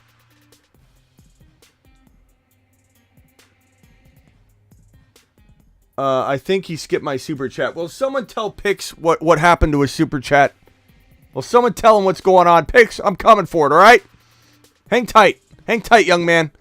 Berg, full PPR. Lamar, Swift, Etienne, Sanders, Justin, Jefferson, Amon-Ra, Debo, Goddard, you have 3 running backs and 3 wide receivers. Any moves you should make? I love JJ. I love Amon-Ra. Debo's good trade value, and you need to maybe shift over to the running back. Maybe, no problem, Picks. You don't have to apologize on this show. It's just, you know, it's like showing up to a restaurant without a reservation and say, "Where's my table?" Like, I'm doing the best I can, bro. We're figuring it out. We're doing it live. Hang tight. Picks. Do you know? Hey, Picks. Do you know somebody? Because if you know somebody here, they might be able to get you a table a little quicker. Picks. You know, you slip someone a 20 spot. Here, Picks knows me. This is my guy, Picks. Can we seat him first, please? Give him the 2-seater over in the corner. Give him the 2-seater. Yep, there we go. Picks. See, Picks knew somebody. He's jumping the head of the line. Taysom Hill or Hayden Hurst this week. You're going to make me wait for that, Picks? You're going to make me jump you ahead of the... I'm saying Taysom Hill. Anything can happen, but Taysom Hill, my bro. Taysom Hill. Picks had connections. Okay, where are we at? This one right here. So Debo, for me, is a trade high. Swift is a player that, of course, I'm trying to trade. Can you get rid of, like, Goddard might be a sell high. Look, your team is good. You've probably got enough firepower to win. So I don't think I want to divide Goddard up or divide up JJ or trade Etienne. For me, it comes down to this. Would I trade Debo for a Walker? Absolutely, in a heartbeat. Can you get Walker? Maybe not. Maybe you can. I would trade Debo and Goddard for Walker and something. If you can pick up Taysom Hill. I'd rather have Walker and Taysom Hill than Debo and Goddard, but that's kind of like arguable. Like someone might argue that. Would I rather you go get a top, go get a CMC for Swift and Debo? Sure. I don't think you'll pull that off. How far down can you go to the point where it's not worth it anymore? Is a Nick Chubb attainable or worth it? Giving up a Swift and a Debo? Probably. At some point, there's going to be a cutoff to where that doesn't make sense anymore. Debo for a Walker's the most attractive move I can think of. Would I trade Debo for Aaron Jones or something? Maybe. Austin Eckler using Debo and Swift, I'd probably do that. I would take Barkley. I would take Henry. I would look to maybe trade Henry later, but I would take him now. Kamara, maybe not enough to give Swift and Debo. I think that's a little much. I like Kamara a lot, but I think that could be the line. I would try to trade Debo straight up for a player. I think that's where I'd first take that. Outdoors, trade Chubb and A.J. Brown. This better be good. For Jacobs and JJ. I'm going to say I'd rather have A.J. Brown and Chubb. But it's very arguable. I love JJ. I just don't know that I trust Jacobs at that level that everybody wants to put him at. I'm okay with you keeping him. I'm okay with anybody else liking him in the top 5.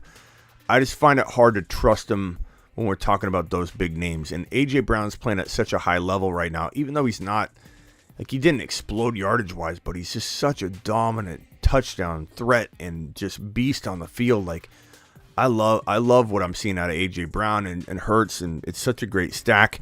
It is an amazing stack. We need to change the tripod, also likened to pyramids in ancient Egypt, are constructed using Burrow or Hurts, Chase or a JB, Hull or Walker. We do have to change the audio on that, but trade Ken Walker and Juju for Adams. I could go either way on this side. I kind of like Adams or Walker more than I like Adams. So I guess if you needed to make a move, I could Smitty approve it. I won't like it, but I would Smitty approve it, or at least wouldn't make you take a lap on it. But I'm much more on the Walker side. I like Adams a lot. He's bye-week free. All that stuff's amazing. But I think it would be smart of you to potentially try and do a different deal or try and keep Walker somehow. I don't like the idea of trading Walker. What's up, good? What's up, Smitty, my man? Mahomes, Eckler, okay. Running back, I can get for Mahomes, you're 6-2. So for Mahomes, you should be able to get a Kenny Walker, maybe a Nick Chubb, an Alvin Kamara, an Etienne. I think at that point you start questioning whether you should be getting 2 players for your Mahomes. So, like, if you're going after Stevenson, you should be getting the St. Brown type of player in Stevenson. You should be getting a potential Stevenson and CeeDee Lamb or Waddle or Debo type if you're going to go that route. But if you're going straight for RB for quarterback swap, Kenny Walker, Kamara, Etienne, and maybe Dameon Pierce, but I don't know. I feel like you should get a little bit more with Dameon Pierce. Like, you get a Gabe Davis and a Dameon Pierce for Mahomes.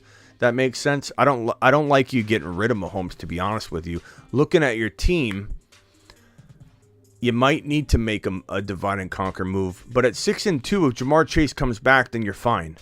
You know, you got Jamar Chase, you got Higgins, you got Mahomes, you got Eckler. You probably survive okay. You might be better off trying to trade like a Mostert and a Godwin for a Stevenson or a Mixon or something like that versus going that route of taking Mahomes and tearing that apart. You know what I'm saying? Like, I don't mind your team at 6-2 waiting on Jamar Chase.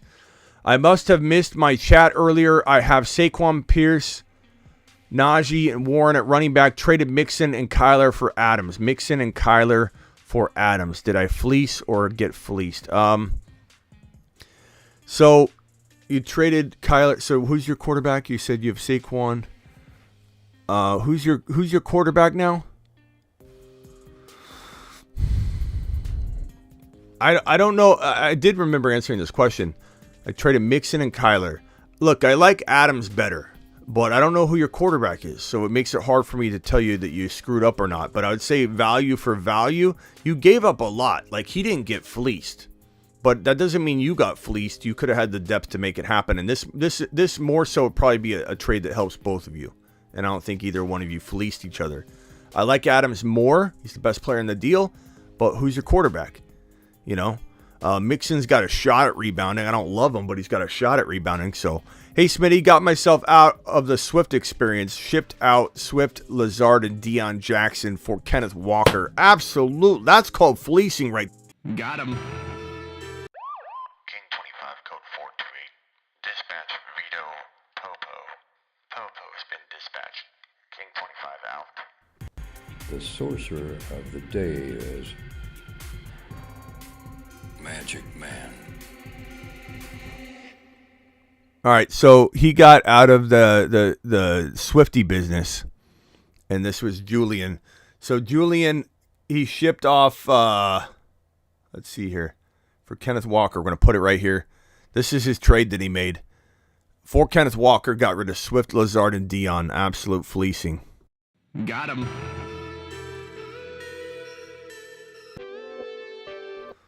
Unreal, bro. Unreal. Hey, Smitty. Oh. Let's see. Vamp, appreciate you for the WD-40 fund. Christian Columbus is out there discovering fantasy football owners out there. Trade offers. Appreciate you, Christopher. Lamar, Cook, Walker, Hill, Diggs, Goddard. Flex Justin Jefferson. Can we not put Justin Jefferson in the flex, please? I mean, I guess who do you take out? Diggs and Hill are playing better than him for now. Bro, you can we relish for a moment that you got JJ in the flex and you got Walker and Lamar. So you're playing in a 4-man league. This is fantastic. So you got offered Saquon and Amari Cooper for Diggs, except no. No, I mean, I don't think this is a for sure smash, bro. Like, here's the thing. Looking at your makeup of your team, you take Saquon. What do you do if you accept this? You have Jefferson as your flex. You're telling me you're going to put Cook on the bench and downgrade your wide receiver to Cooper. So, no, the answer is no. Got Swift, Godwin, Olave on the bench. No, the answer is no. I don't take JJ out of your lineup and put Saquon in place of Cook and put Cook on your bench. It just doesn't help your team. Do I like the idea of you trading Cook and, let's say, Swift or Cook and Godwin for Saquon? That's what you need to do, Christian. Don't go trying to discover Mr. Columbus. Things that you don't need to try and discover. Work with what you got. Work with what's working. Don't try and fix what isn't broke, Christopher Columbus. Christian says Alvin Kamara for Tyreek Hill. I could get behind either side of this. If you need RBs, the Kamara side's fine. If you need a wide receiver, the Hill side's fine. You know, like I could get on either side of this, but I would say Hill's got a tad more value. You could almost even get something extra, but maybe not because they're both very, very valuable. Smitty, can I be a sorcerer? I traded Sanders for JT. I don't know if that's sorcerer material because, to be honest with you, there's a lot of people that might prefer Sanders over JT right now. But I do like the idea for you. This is a potential bench, like stash and hold move. But I don't think that's sorcerer of the day material. I don't mind it. It's interesting. And I'd do it too if I had the depth for it. Ron Navy, you're on the line. What's up? Yeah, bro, you're behind four $20 haulers. You got four $20 haulers that you're behind on that you haven't hit yet. Oh God. Okay, hold on. All right, let me find. I'm just letting you know. Yeah. I'm gonna let you go. No, hold on. We got on here $20 hauler. We got the guy with the $20 hauler. Ron Navy's a man of the people. We got Sterling, a $20 hauler. We've got Picks, a $20 hauler. Goodness gracious. You know what it is? I don't mean to like pass the buck here and blame something, but these blue light blocking glasses, they've dulled my senses to notice the different colors of when something happens because everything's kind of the same color now. And so I'm not seeing the 20. Yeah, I gotta get used to it. My fault. Ron, call back after the super chats and then we'll get you on the line. Alrighty, bro. All right. Ron's a man of the people. All right, so let me get to these super chats. I apologize for that. And also let me turn on this right here. This might help. Okay, so first super chat. God, I love this show. Sorry I had to drive and I was going up the canyon, so I didn't have a connection. Thank you, Thomas. Didn't have a connection. Wasn't sure if my super chat was answered or not, but apparently I have the connections in this chat. All the homies got me 100. Picks, you know people, bro. We sat you immediately. And I appreciate your...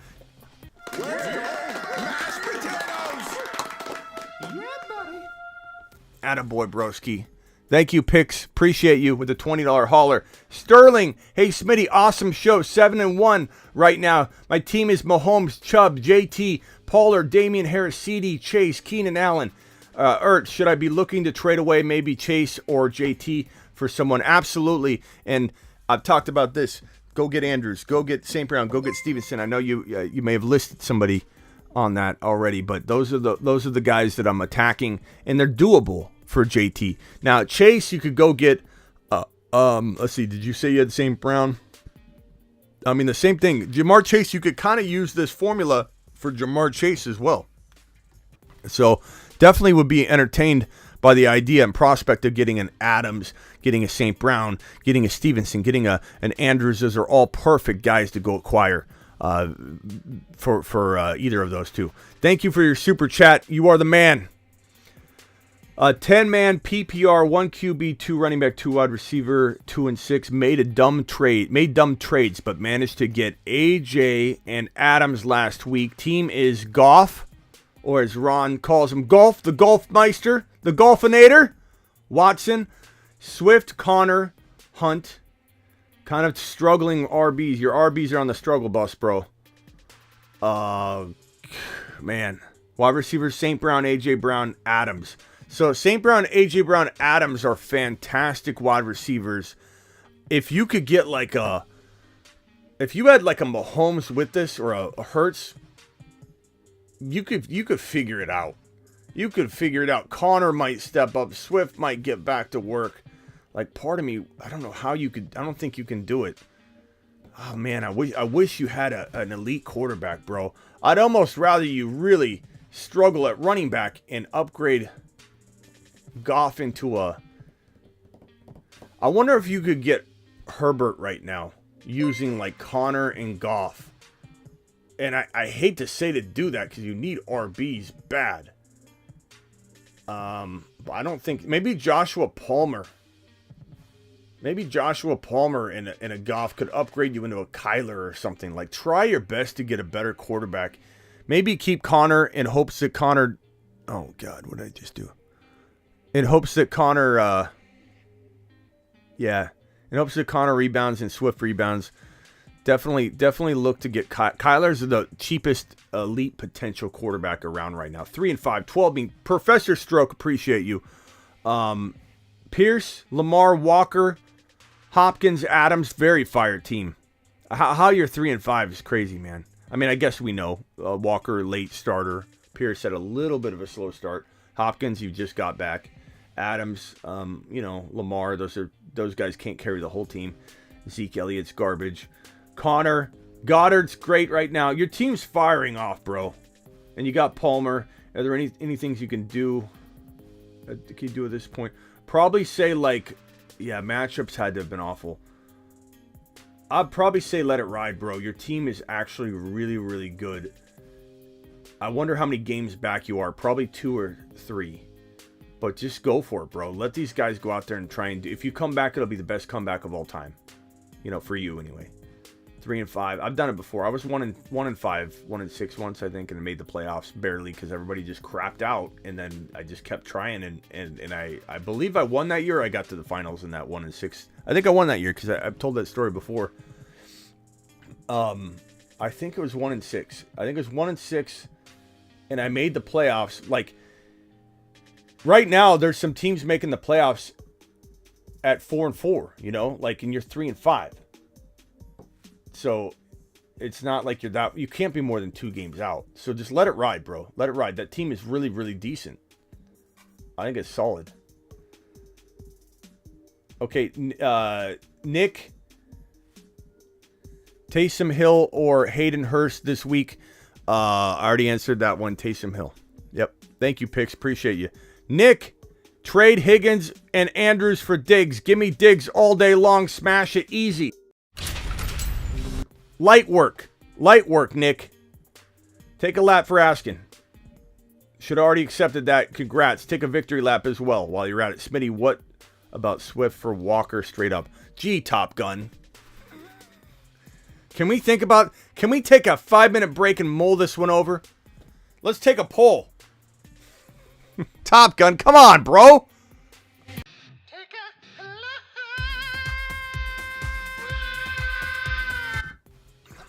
If you don't, cue the song if you don't know me by now.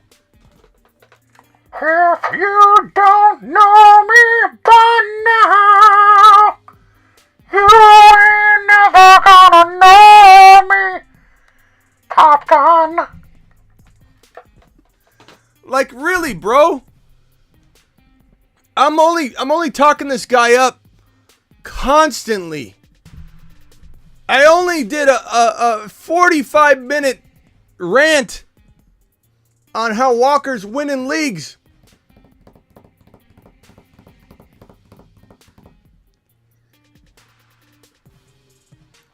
Top Gun, I appreciate you. If you can get this, my guy, and this isn't like you coming up with this like Jerry Maguire, memo in the middle of the night. Like, I got an idea. I'm going to write a memoir. And try and I think maybe I could get Walker. Like if this is out there and you're sitting on it, take a lap, take a victory lap, punch it, come back. We'll make you the sorcerer of the day. All will be well.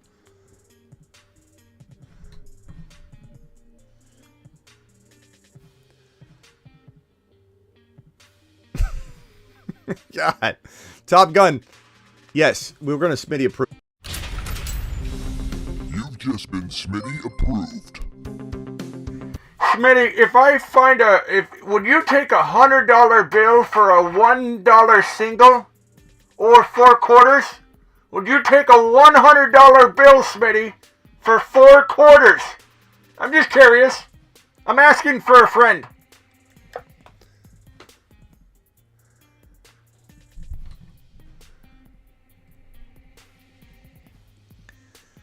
Unbelievable. Thank you, Top Gun. I appreciate you. Thank you for being a good sport as well. Some people cry, don't come back over those things. Got offered Pittman for Gabe Davis. Take it. I did Gabe Davis, bro. Gabe Davis is the answer. He's the ticket. I like Pittman, but Pittman's a sleeping giant. You know? Carlton. 4-4. Full PPR. Let's see if we got any other. I got to tip my glasses down because these don't show me the super chat colors. I don't think we got any more $20 haulers. Okay, just wanted to check. I didn't want to leave anybody waiting. I appreciate Ron Navy helping me out with that. PPR. PPR, what changes should I make? Kyler, Damian Pierce, JT, Foreman, Olave, Hill, Evans, bench, CD. Well, you got CD Lamb on the bench, bro. Goddard. Okay, so Olave, Hill, Evans,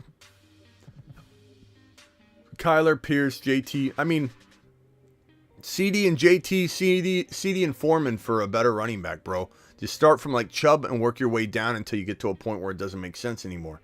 You know, like Kenneth Walker over CD and JT. I'd take Kenneth Walker, try and get more. I'd take Chubb. I'd take Kamara. I'd take a plethora of players. But that's your move right there. You know, that's the move to make. Foreman and CD or JT and CD. And Foreman's pretty valuable right now. You throw a CD Lamb in there. I feel bad that he doesn't see Henry as a smash. He talking about the guy that didn't want to trade for Henry for, what was it? It was for a wide receiver. It was a Hopkins, was it? I think that's what you're talking about. Scooby-Doo with a $10 to the moon. Chatty Poo. Thank you, Scooby. Scooby, $10 hauler. How you doing, Smitty? It's been a while. I have Jamar Chase in one league. What can I get for him? I picked up Deion Jackson in 2 leagues. Jamar Chase, here we go. Formula right here. Right here, Scooby. Same thing with Jamar Chase. We can even put Jamar Chase's name on here. These are the players that I say we trade away for these guys right here. I mean, Chase for Stevenson, you start getting on a dangerous territory of if Chase comes back, you're going to be very upset at yourself. But I believe this is the ticket. I believe that's the ticket. Appreciate you, Scooby, my guy.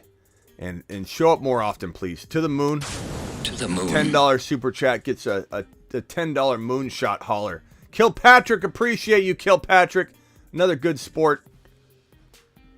Kyler or Fields, Deion Jackson or Foreman. I'd probably say Foreman this week, and I would go Kyler. But you could make arguments, but I don't really hesitate on those two. That's my feeling. 414 of you in here, 313 thumbs up. Please hit that thumb up button. Subscribe if you're new. If we get 4 more subscribers, we'll hit 16.6K on the show. JT for St. Brown. Well, Prince...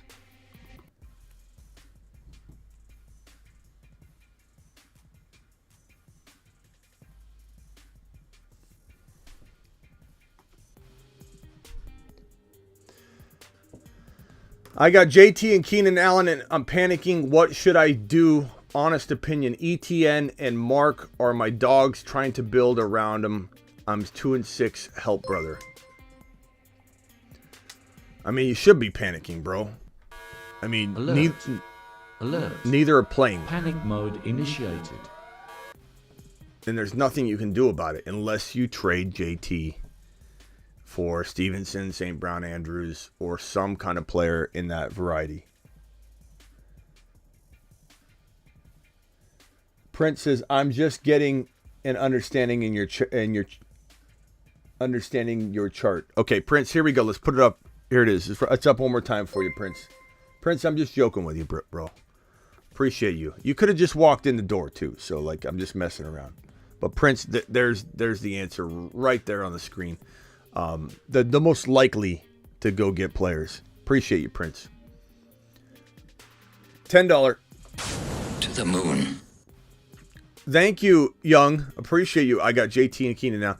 So trade JT for Stevenson, JT for St. Brown, JT for Andrews. Oh, you got Andrews already. JT and Keenan Allen you could trade them both together for somebody like, God, I don't even know who else you could get at this point. I'd probably say like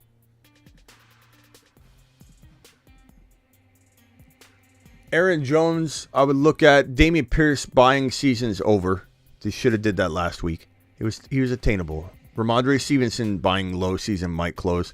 Bro, I'd take a chance on Joe Mixon before I'd hold JT. You know, at this point. But don't give him away, because what if he bounces back and you get double kicked in the nads? Because that's how it would feel. Imagine if JT came back and was the JT of old for like weeks 10 on. If you gave him away, you'd be so sick to your stomach. And Mixon's almost borderline giving him away too, because Mixon hasn't done anything. Swift, Mixon, sorry Izzy, talking bad about your player right there. Swift, Mixon, and Gabe Davis for Aaron Jones, C. Pat.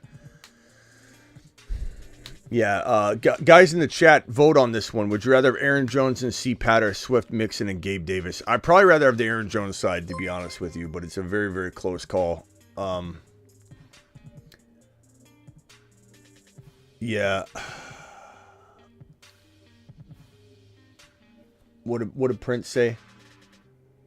Prince says, just getting an understanding of the chart. I traded Cook for JT because people, like you said, sell Cook. Well, I did say sell Cook, but I don't know that JT... Like, I still like the idea of selling high on Cook, but JT's he's got risk, bro. He's a hard buy. That's, you know, they're safer players to go get. And you couldn't see JT getting re-injured either. Like, going into that game when JT he was returning, everything was going to look to form. He averaged 5 yards per carry this last game, and then he got re-injured. You couldn't have seen that coming. I mean, don't blame yourself. You can blame me if you want. I have Andrews and Pitts. Do I pick likely up and drop Boyd or J-Rob? Don't drop Boyd, but drop J-Rob. Who cares about J-Rob at this point, bro? I mean, do I try and trade him? Sure. Or just roll with Pitts? I mean, I like Pitts too. I mean, Pitts is a great play. If Andrews is ruled out, Likely's the guy. I pick up Likely anyway. Likely's better than J-Rob. Easy call, bro. Easy call. Building. I have Hurts, Pierce, Etienne, AJ Brown, Juju, Ertz, Eno, Zay. I need depth help. Pearson, Etienne, AJ Brown. I mean, this dude just playing well. I don't know that you can really trade anybody, bro. I mean, you either divide Hurts up, divide and conquer, or you stand pat and hope that everybody just kind of comes together for you. I mean, Hurts can get you like a Herbert and St. Brown type, or a Herbert and Stevenson type, or maybe a little bit better player to go along with Herbert. But that's your move. Kyler or Herbert from Hurts will get you an extra player. It's just got to be an impacting player. It can't be a garbage move, bro. You got to make sure you make a smart decision. Poor David. Just buried him deep. R.I.P. What did I do to David? I don't even remember David. David, I'm sorry. Whoever David is, I apologize. Should I drop any of these bench stashes for 49ers defense just dropped on waivers? Eno. Dude, I mean, 49ers defense could rebound a little bit because of the offense rebounding, but I don't know. I suppose, you know, maybe you cut Eno if Connor's back, but like, I don't know, Ozzy, that I'm making that move. I'm not big on stashing a bunch of defenses, bro. You know, Philadelphia, the Jets, you know, were available. I picked them up in a few leagues, and I'm not rolling with rotations. I like both those options. I like Buffalo. You know, if I have like those kind of defenses, I'm not worried about rotations. If you're streaming every single week, I just keep streaming. I don't think I'm stashing. I mean, the 49ers are pretty decent to hold and just use. You know, but I know they're on a bye, so it's tough. I'd probably pick them up next week. Michael K. CPA panic chamber. Yeah, he got thrown in, bro. Poor Michael K. Michael K. CPA. Why doesn't Michael K. call in once in a while? I'd like him to call in. I Smitty approved that. And the team is facing is strong. Nobody wants Debo. Give Debo time. Don't trade Debo low. He could bounce back. Start likely over Hawkinson. Thoughts on Hawkinson week 9? I don't know. Hawkinson week 9, I'm not loving him. I start likely. Let Hawkinson show when he's ready before you throw him out there and hope he's ready. My QB is now Fields. Now I have Adams. I had the Adams question. Bro, I don't remember what the Adams question is. What is that? What is that? It sounds like a term paper. Let's see here. Chris, trade Mixon and Murray for Adams. Okay. So Fields is your QB. So Mixon and Murray for Adams. I suppose I'm okay with that. I'm okay with that. You're giving up a lot, but if you got to make a move, you got to make a move, bro. And I do like Adams a lot. He's the best player in the deal by far. Pix says, I think you skipped my super chat. That's before you understood what was going on. That's okay. It's okay. Appreciate you. Smitty goes through all the super chats in order that they're sent, says Vamp, and Vamp is correct. PPR flex, Foreman or Gabe Davis. Give me in PPR. Foreman's safer, but I like Gabe a lot. These are very, very close calls. If I had 2 leagues side by side, I'd go 1 in one and 1 in the other. I'm not lying. Sometimes there's no right answer. Those are both fantastic plays. Hurt, Saquon, Etienne, Chase, and Tyreek. Any moves to make or stay put? I'd probably say Saquon, Etienne, bro. Jefferson, Tyreek, Chase. Why would you make moves? No. Unless you're trading Juju and Likely for a slight upgrade at wide receiver or something like a DK or let me see if a wide receiver that might be attainable in that kind of thinking. Like maybe you get a Higgins or a DK or I kind of like Gabe Davis for Juju and Likely or something like that. Maybe try and shoot a little higher than Gabe Davis, but that kind of thing is something I'm interested in. But past that, you don't need to make any moves. Those starters are fine. I'm not trying to swap them out. I like them. They're amazing. $20 super chats get handled immediately. That is correct. Although I did stutter step on those 4 of them in a row. But we'll forget that happened. Ignore that. That was just a misstep on my part. My apologies. Paul, Jacoby or Palmer? Give me Palmer, baby. I have Eckler, Everett as well. My opponent this week has Herbert for QB. That's awkward. That's going to be awkward. But you can't worry about your opponent. You got to start your best players. It's like WWE SmackDown in here. Attaboy, Ron. Hero, who else can I trade Swift for? Okay, so we clearly have these names, but additional names would be Swift for DK, Swift for Higgins if you want to dig real risky deep. Debo would be good. I mean, Olave would be kind of risky, but maybe something like weeks from now you wish you did. But there's risk to it. Najee, just kidding. I'd trade for Najee Harris. Just kidding. Sorry. Too soon. Power with a $5 power hour shower. Appreciate you, Power. I don't know. Let's look for your question. Power hour. Power hour says start Cousins or Justin Herbert. Give me Herbert, but you could make arguments. And maybe Ron Navy, when we're done with Super Chats, can call in and tell us why he would start Kirk Cousins over Justin Herbert. But maybe he would like Herbert. So, thank you for your Super Chat, Power. Thank you for your Super Chat. Again, we got $20 haulers straight in a row from Pix. Appreciate you. From Sterling. Appreciate you, Sterling. The Guy, appreciate you, The Guy. Professor Stroke, again, thank you for dropping the 19.99 hauler, my dude. We got Be Real dropping a super here. Traded Najee Harris and Dobbs for St. Brown. That's one of those. Got him.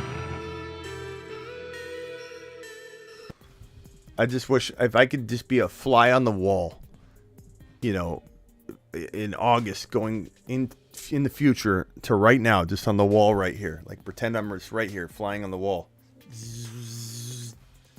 And I just listen to this right here, the words coming out of my mouth. Traded Najee Harris and Dobbs for St. Brown. You've just been... I mean, I'd lose it. My little fly wings would fall right off. I'd crash right into the wall. My little fly body would just fall to the ground. I'd get scooped up by the vacuum cleaner. I wouldn't make it back. I'd be in shock. I'd be in a coma. I just can't believe we've come here. But you smashed it. St. Brown. Love it. He threw in the trade. Thomas, he just threw in the trade. Yeah, it was worth it. It was a fantastic move, Be Real. You did good. You did good, bro. Oscar, $10 hauler. You get a moonshot, my guy, for the $10 hauler. How do you feel about Michael Carter and either Godwin or DJ Moore for JT? I mean, Michael Carter's means nothing, but like he's getting thrown in. I guess you take it, but like I'd try and get something different. DJ Moore and Michael Carter's okay, but it feels borderline like you're gonna regret it or it's not gonna even help you win, you know. Then CD and Etienne for my Justin Jefferson. I don't mind that trade if you need to divide and conquer Jefferson into two players. I just don't know if I'm doing that JT trade. I do something different. I get Stevenson. I get, you know, an RB like Aaron Jones or something like that. I asked before, but after this past game from Etienne, I have to offer it ASAP. I'm okay with CD and Etienne for JJ. I'm okay with that one. I could understand somebody not doing it though. $20 super chats. Thank you, Vamp. Appreciate you warning me on that. Ron Navy had to call in and let me know. I just obviously I was oblivious with the new glasses on because of the migraines and eye strain. I apologize. 10-team PPR, QB, empty, Eckler, Etienne, Waddle, Hopkins, Andrews, Lamb. Very, very good team. Olave on the bench, man. You got some trade value like Connor and Olave. Olave for a quarterback. You go get Kyler. You go get Joe Burrow, using Joe Burrow and Connor maybe, or Mostert and Olave for a Joey B or a QB like that. Or you just try and trade like, I mean, you should be able to get like a Kyler for Olave. You know what I'm saying? Like that shouldn't be that crazy, right? What's the question here? Should I stream QBs until week 13? I mean, you got Watson, so that's true. Your record is what? What's your record? I don't know what your record is. Let's just assume your record's good enough that you could take an L or two on your way to Watson coming back. But I mean, yeah, streaming QBs is okay. Don't dismantle the lineup as long as you're not going to miss the playoffs. Like you feel pretty confident. Don't dismantle the lineup, but try and trade Olave and Connor together. Mostert and Olave, Mostert and Connor to get an elite quarterback or a guy that has at least a potential to become an elite quarterback. That I'm okay with. Reyes, what's up, Smitty? Should I try and trade Pittman and Pollard for Adams? I certainly would try and do that to the Zeke owner, or trade Likely and Pittman to the St. Brown owner. Can you do both? Can we do both? I mean, can you swap Pittman out on one of them and do both? I like both of them. If I had to pick, I would say Pittman and Pollard for Adams is the smash. Like, don't affect that one. Make sure that one goes through. And then Likely and another player for St. Brown, sure. Or you go get Andrews, bro, doing something else. But I Smitty approve both of those, my guy. Those are simple. That's light work again. See about their super chats. It's always pending if it hasn't been answered. People can always go back to the show. Thank you, champ. Appreciate you. I'm sorry that I can't get through them fast. I mean, there's really no other option. I know people get mad if their super chat takes a while for me to get to, but like, what's my alternative? You see what I'm doing? I'm blasting through them like it's absolutely impossible. We're 2 hours and 20 minutes into the show. I think that's Miss Smitty pulling in. Pulled some sorcery, sent out Najee, Lazard, Deontay for D. Hopkins, Cooper, and Lockett. I think that was pretty good, bro. Getting Hopkins on that. You've just been Smitty approved. Got him. Definitely some sorcery going on there, Chris. Chris dropping some fire in here. Mendez, should I trade Swift and Mostert, Higbee for Walker? Should I trade Swift, Mostert, and Higbee for Walker? Gee, Marcos, I wonder what I'm going to say. Got him. Marcos may have asked that before the rant was initiated. So, all fairness to him, absolute go get Walker, JT or Etienne right now. JT plus someone for like Henry. What are we doing here, Sterling? You've been here at the Fantasy Football Show University for how long now? No one's gonna give you Henry for JT plus anybody. I guess it depends on who that somebody is, to be fair to Sterling. But JT or Etienne, how did we come to this question, Sterling? Sterling's been in a coma for the last 4 weeks, just woke up and said, JT or Etienne. It's the first words out of his mouth. That's the only explanation I have for this, Sterling, for this question coming out of your mouth.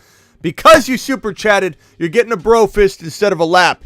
But Sterling, Etienne by 100,000 miles. By 100,000 miles, my guy. My guy, Etienne, there's a reason that he's on. Do you see JT on this list? The Moon Men, dropping loads in outer space.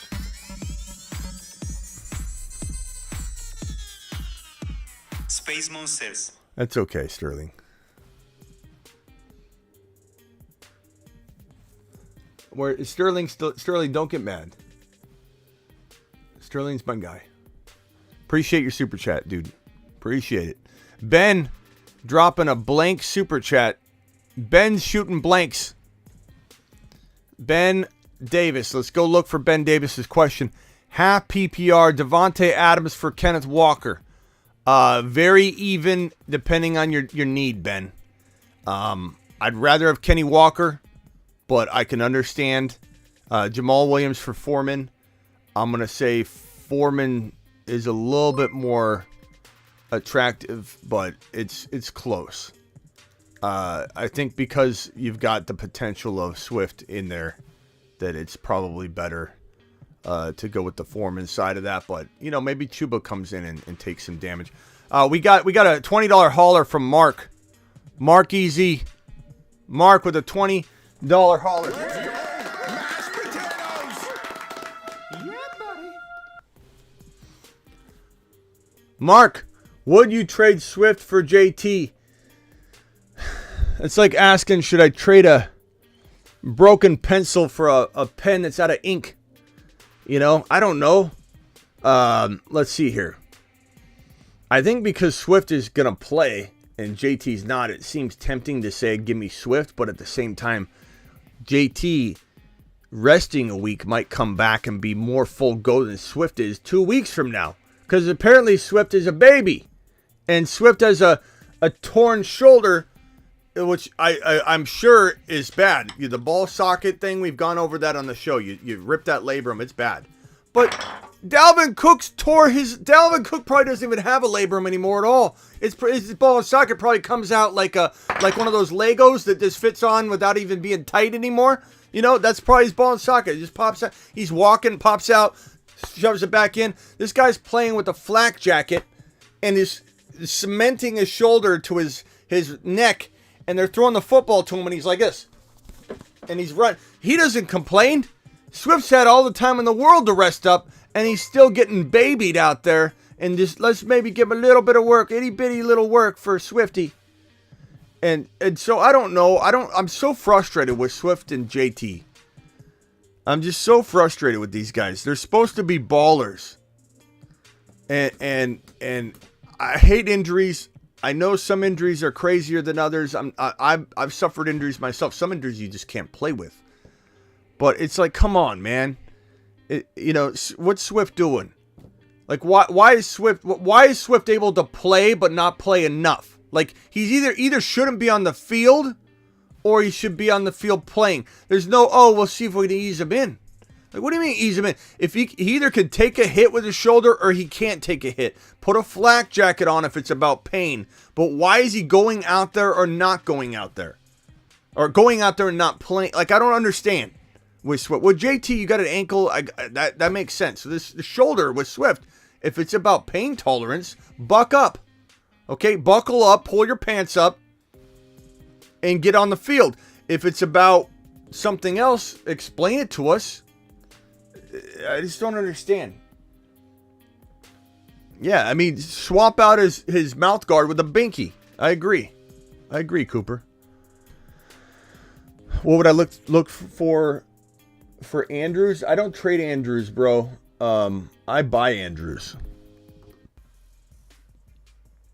I'm not trading Andrews. Are we going to sell him low? You know? Thank you for the $20 hauler, Mark. Would you trade Swift for JT? I guess I didn't really answer it. I'd rather have JT, I suppose. Because what good is Swift playing this week if he's barely going to play? I don't know. I could live to regret that comment, and then Swift goes out there and balls out, and we're all excited again. I'm trying to give him a pep talk. So I still like Swift. I still like Swift's talent. But my patience is running thin, very thin. So ultimately, I'd rather have JT. But I don't know. Would you play him over Walker? Would I play Swift over Walker? Would I play Swift over Walker? Mark! No. Walker's a top 5. No. I'm not going to make you take a lap, but on a $20 hauler. But Mark, Walker's in your lineup and you don't take him out if Swift or JT's playing full go. Like, Walker's cemented into your lineup. This is a top 5 running back. This is like the Seinfeld episode where Jerry takes his car into the mechanic. And the mechanic says, Jerry, you got to change the oil on this car. You have to take care of this car. Jerry doesn't care about the car. This is how Mark's treating Walker right now.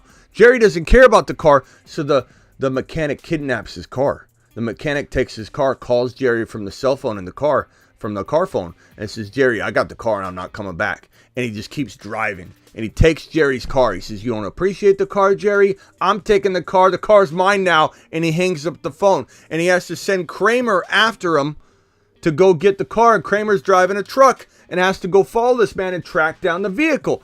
This is how I feel right now, Mark. I don't think that Walker's getting the proper care and nurturing on your roster. And I'm going to check back on you in a few weeks and see if you're making sure that Walker's getting what he needs to succeed on your roster. Mark, appreciate your super chat. Don't ever doubt Walker, my guy. He's the man. Yo, break this news. Your style. Andy Reid stated that he is starting Kadarius Toney this week and he expects him to learn fast. Said he's a smart kid. I'm not going to start him though, bro, in my fantasy league, because it's about, we're going to try and get him work. We're going to try. He's a smart kid. They're motivating him. I think he's intriguing once he's proven on the field, but I certainly wouldn't roll him out there over a Joshua Palmer or something. Could I live to regret that? Could he outscore most wide receiver threes in this week? He could. He could have one play. All it takes is one play. 40-yard, 50-yard, 70-yard breakaway, touchdown, grab. Like, sure, anything like that can happen, but I think I'll wait and see before he's still learning the playbook, and it is one of the most complicated playbooks and systems in the entire NFL. So I have a feeling he'll be limited to what he can actually roll out there with. They're just excited about him. Trade away JT and Judy for Etienne. Only if you like winning, Burn. If you like winning, I'd probably accept this trade. You've just been Smitty approved. And then I'll hit this button if this is actually offered. Got him. Burn, hopefully you're not just daydreaming this up, and this is actually a real good one.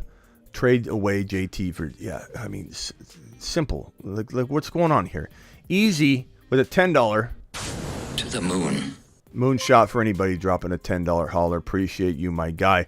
4-2, QB Murray, running back Swift, Kenneth Walker, Stevenson, AJ Brown.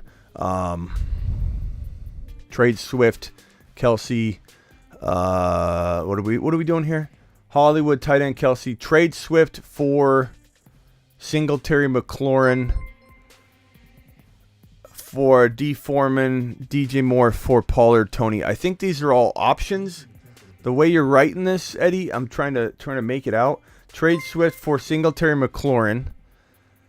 I'd probably say that's a decent move, but not amazing. It's decent. Foreman and DJ, I'd probably take that one. Pollard and Tony, I don't take that one. I'd take Foreman and DJ Moore for Swift, I think.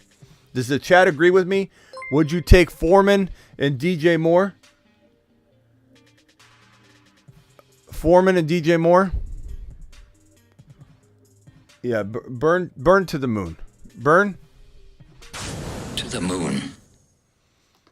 Burn dropping a massive trade right there. Can we get a vote on that in the chat, please? Can we get a vote on this one? Would you rather have Foreman and DJ Moore over Swift? I think the majority will. I mean, that's a pretty decent move for you. We got a $20 hauler from Carson. We got a $20 hauler from George. Both dropping 20 wads.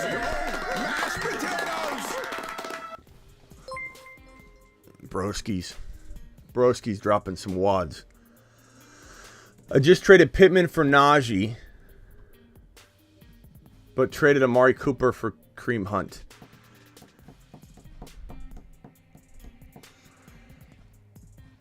I don't know. I mean, I can't blame you for trying. Like, what if Najee returns to form later?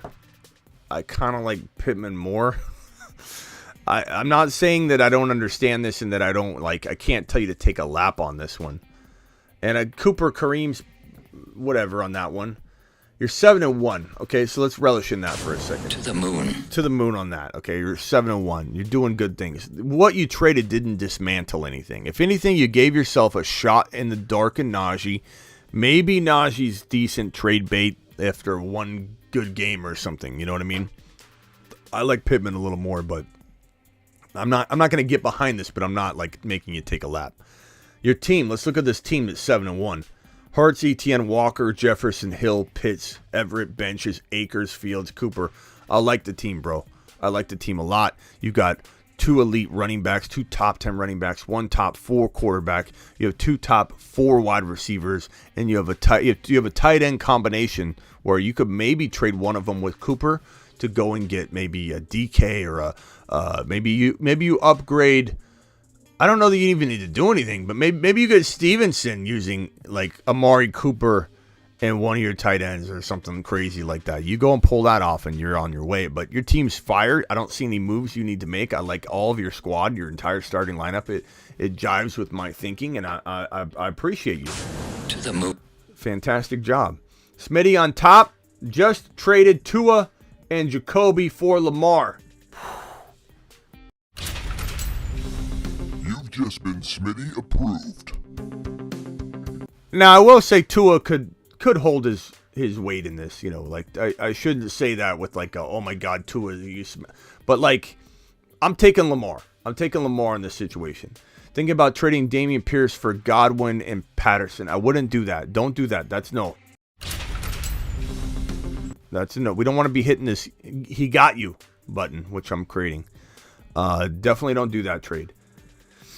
Thoughts? I have Eckler, Walker as well. Need wide receiver help. Don't go that direction. Go buy a Gabe Davis low, my guy. Go buy a Gabe Davis on the cheap. I like Gabe Davis. I like Pittman on the low. Clearly, people are trading Pittman away, Gabe Davis away. Those are wide receivers that can help you. Olave before he explodes. But you know, if you're trading Dameon Pierce, go after a Davante Adams. You know, go after a Deebo Samuel, who I do doubt and want to trade, but like at that cost, I would maybe take that gamble. You know. There are wide receivers that are very, very much a bargain right now, and so I would go that direction. I wouldn't be messing around with trading Pierce for mediocrity, bro. You need to go get excellence. Yo, first time here, David. Appreciate you. To the moon, David, my guy. 12-man PPR 4-4. I have Hurts, Eckler, JT, Jackson. Nice job with Jackson, JT cuffing. Great job, smart man. Way to use that noggin. Connor. St. Brown, Godwin, Debo. Okay, I like what you're working with here. Offer Pierce for Godwin, Connor, or Walker, Godwin. I don't like offering Pierce for Godwin Connor. Pull that one back, bro. That one made me vomit in my mouth. Trading Pierce for Walker and Godwin? You've just been Smitty approved. That one I can get behind, David. The other one, no. Absolutely not. Pull that back before he watches the show. He's probably watching the show right now, bro. Run into the trade to hit accept. I better not hear him come in and say, hey, I'm that guy. I accepted it. Drop Taysom for Waller. I try and just own both. I like Taysom Hill. And Waller needs to be grabbed. Jason, if you've got to do it, I suppose, but I don't want you dropping Taysom Hill this week, but I definitely think you're making the right move by scooping Waller up. I said it earlier on the show. Don't let him sit out there. Foreman, Deion Jackson, and Jamal Williams need two. I'm going to go Foreman and probably, if Jamal's starting, and it sounds like he will, probably Jamal and Foreman. Like, the matchup's tougher for Jackson. I like Jackson this week, but I'd probably go with those two, but that's me. Smitty, ready for a new season of Yellowstone. When does that drop, Rock Out? When is it? I love Yellowstone. What a phenomenal show. I would draft that in the first round, that show. Mike Williams, wide receiver 1 when he's back. No, bro. No. Heating. I mean, that's coming from somebody that's got him on IR and just praying that something happens. Like, no. When he comes back, he's a high-end wide receiver 2 potential with disappointment written all over him every other week. You can't be a wide receiver 1 when you literally rotate, like, every third week you show up. That's Mike Williams, and that's going to never change. So he can never be a wide receiver 1 on the regular. He can have games where he's a wide receiver 1, but because he vanishes, he's a wide receiver 2 at best with the spottiness. But appreciate your super chat and appreciate your enthusiasm for a guy that will help my boy Herbert bounce back. Tua or Lamar this week. Give me... Let's see. Tua or Lamar this week. We hit 16,600 subscribers on the channel, I might add, people. And I appreciate you all subscribing. If you are new, hit that subscribe button if you're new and wipe your feet at the door. Appreciate you all. Appreciate you all. We just crossed over the 16,600 subscriber mark, so congratulations to everybody involved. Appreciate you. Let's see. What was the question at hand here? It was, what was it? It was a quarterback question, right? Let's see here. The question was Tua or Lamar. So, across the entire industry, just to help you out with this, Lamar is like the 4th or 5th quarterback. Tua's like 6, 7, 8. So the industry as a whole has Lamar ranked higher. I personally have Lamar ranked higher. I would go with Lamar. I'm not saying I don't like Tua. I'm not saying I don't like how much Tua might get you some good trade value too. And then your other question here, play Deion Jackson over Mixon. Probably not. I could go either way on that one. It's a tough matchup for Deion, you know. But I could go either way. PPR pick 2 Palmer, Gabe Davis, or Foreman, Lazard. Pick 2 Palmer, Gabe Davis, Foreman, Lazard. Give me Foreman and Palmer. Oh, no, give me Foreman and Gabe Davis. And I want Palmer in there bad, but I like Gabe Davis more still. Give me Gabe Davis and Foreman, but don't be shy about putting Palmer in over Gabe Davis if you're feeling antsy or you're feeling a little bit of like that. You want to be involved in the Joshua Palmer season, because he could definitely be, you know. Subscribe if you're new. Get that number cranked up well over the 16.6K. Hey, Smitty, looks like you have admirers on FFB, S. Bell, and Mike Clay dropping Smittyisms to the moon. Good stuff. Are they copying me over there too? To the moon? Like, we're seeing this everywhere. You know, and people say it's flattery. I don't take it as flattery. It offends me. Like, what do you want me to do? I'm just being honest. Like, why they got to steal it? Rest of the year Is Amari Cooper for real the rest of the year? I don't know. Amari Cooper is going to be spotty, and Kyron Williams is a wait and see. You can't count on any of that. $10 hauler to the moon. Thank you for the moonshot, bro. The $10 moonshot. Appreciate you, Kirkwood. Dropping that's a big fish, bro. That's a big fish. I think we got two $20 haulers back to back. They always come back to back, which is kind of unusual. George and Manuel dropping the... Mashed potatoes! Yeah, buddy. Appreciate you, broskies. Appreciate you. George, thank you for the feedback. I very much appreciate it from you and the chat. Pittman for Najee is definitely a shot, but I don't mind the risk of the trade. George, I appreciate you, bro. George to the moon. It's been ruled. Yeah, I mean, why not? Why not? In that situation, give me either side, and if you feel like there's a shot that this turns into a trade bait situation for you, then, he has one good game. You can maybe trade Najee. People are desperate for RBs, bro. What's up, Smitty? Isaiah Likely on waivers. I already have Kyle Pitts and Taysom Hill. Should I drop one for Likely? I don't drop either of those for Likely, but could you trade one? I'm 5-3 and 7-1, and both my teams are full of the moon men. Thanks. I mean, Likely's a good trade piece right now, so I don't know. It sucks to hold 3 tight ends. I don't recommend that, but part of me wonders if you can make a move. Congrats, Smitty, on over 3K new subs since the season started. Thank you, Paco. Appreciate you. Yeah, we get a lot of people that bring the psychology and fantasy football together now. There's a lot of people peeping over here, and that are kind of, using the Smittyisms. It's kind of annoying. Myers, Boyd, Jamal, Pittman, Myers, D. Jackson, Mostert, or Palmer in the flex. Jamal probably, if all looks well, is the guy I'm probably playing. But man, you can't. I mean, you've got list of guys that are all Joe. You're gonna get this wrong. Like, I hate to tell you, but you already lost this call. You're not gonna pick the right one. At least 1 out of every 7 times you might. But those are all grab bag, bro. PPR Eckler, Pierce, starters are Amon-Ra, Tyreek. You're fine. I would say I'd probably go with Jamal. As long as everything looks good for Jamal, like he's going to get the majority of the work, Jamal's the right call. Hawkinson for Waller and A-Rod. I don't mind that. I'll take that. Especially if you need a quarterback, they ain't bad at all. Running backs are Swift, Etienne, Zeke, Foreman. Do I trade Etienne or Swift plus St. Brown for JJ, Mooney, or Dobbs and Pickens? I don't care. Take all that other trash out, bro. Mooney and Dobbs and Pickens, and just leave it out so that the trade looks better for you. I mean, all you're doing is potentially making him say no to the deal.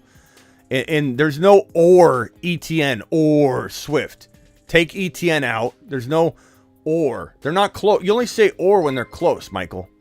And they're not. It's like saying, would you give a $100 bill or a $50 bill with this over here? Like, they're not even, it's like night and day. Like, take Etienne out, don't trade Etienne. Swift and St. Brown for JJ, I take JJ. Don't worry about the other trash. It's only going to make the deal go south.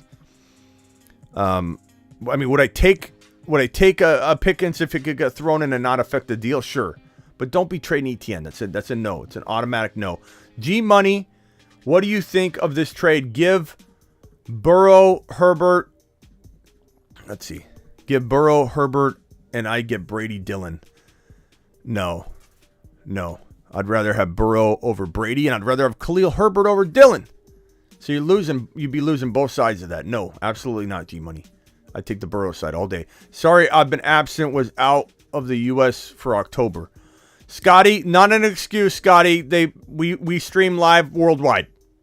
We stream wide worldwide. We are in North Korea, South Korea, Austria, Australia. We've got viewership. In fact, let me go over to my analytics real quick and tell you what I'm seeing. So on my analytics, just because I want to make sure we understand each other. Audience. Let's go. We got a few Russian translations.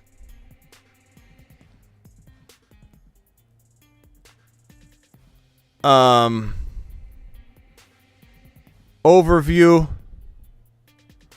I don't know. I'll look at it later. But anyway, appreciate having you. That's all I can say. But we're streaming worldwide, baby. This is like prestige worldwide. We're worldwide. Okay? I received an offer to trade my Henry running back and Jimmy G quarterback for Burrow QB, Higgins wide receiver, Kittle, Henry. No, bro, no. I'd rather stream quarterbacks and keep Henry. That's not a good trade. Don't trade Henry away. No. Henry side by a mile. I received an offer. Oh. Slayer, Swift JT will ball out in week 11. Watch. I hope so, Slayer. I hope so. I hope you're right. I mean, I'm still hopeful that it happens, but I'm frustrated. Andrews, who do I drop? Got Andrews, who do I drop for likely? Probably, God.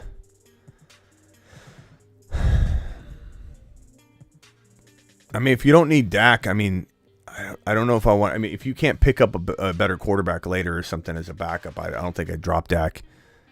Sutton's like tradable, but just feels like garbage. I suppose Dylan, but bro, you might be dropping a league winner. I don't like this idea, but I don't know what else you do. You got Lockett, DJ Moore, Walker, Pollard, Deion Jackson. Yeah, I mean, you can't make any other cuts. I guess. I mean, I don't think Sutton's a league winner. Dylan could be, so like I'm tempted to tell you to drop Sutton, but you can't trade. You can't do a 2-for-1 trade real quick. Drop your kicker if it's not a great kicker. If it's a mediocre kicker. Buys you more time and then make a trade. Yo, traded a few days ago Godwin, Miles Sanders, and Curtis Samuel for Chase and Pollard. Yeah, I take Chase in that deal. That's good. You're 7-1. You're the perfect candidate to go get Jamar Chase in that way. That's great. Etienne to the moon, way better than Walker. Take a lap. No, Walker and Etienne are both. Cody, no one's taking a lap over either one. Like, you could like Etienne over Walker or Walker over Etienne. Nobody's taking no laps over talking about that. They're even. They're even in some cases, and I like Walker a little more myself. I'm not taking a lap on my own show about Kenneth Walker. I'm not taking a lap on my own show about Etienne. There's a reason both these guys live on the Moon Men list. Men dropping loads in outer space. He's on a shuttle to Mars. Here's Mars Man. Here's the man that we take off. He's in loads dropping and spinning aimlessly in space. Swift is in hot water with us. In fact, for right now, Swift isn't on here until he proves himself. We're sending him back to Earth. He's no longer a part of the Mars crew. And we'll play it by ear with you, Swift. Anyway, just because Smitty hit that like button. Thank you, Ben. Appreciate you.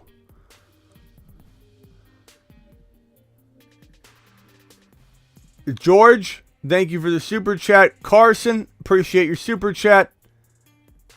Joe, appreciate your super chat. I think I answered this one. Boyd Pittman. Yeah, you're getting that wrong 100,000 times out of 100,000. It's crazy. Craziness, bro.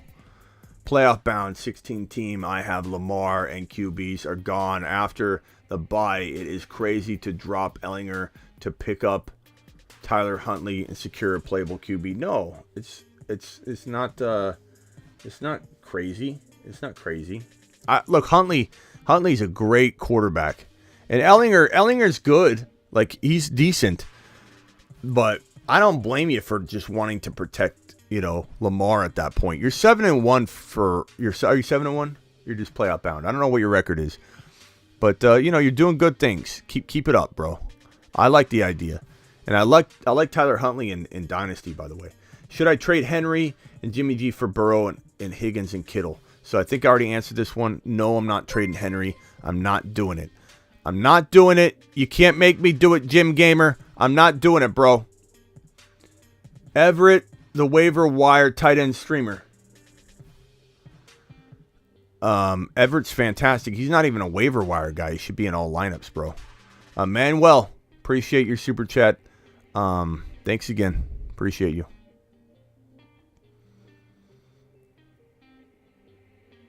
This one's from Yo Yo says, how when I call to elaborate on Sanders for JT. Okay. I might open the phone lines for just a few minutes, and then we might call it. It's going to be a 3-hour show here. We've been here for a while. Full PPR records 4-4. Dak bye week. Watson, Hopkins. Okay.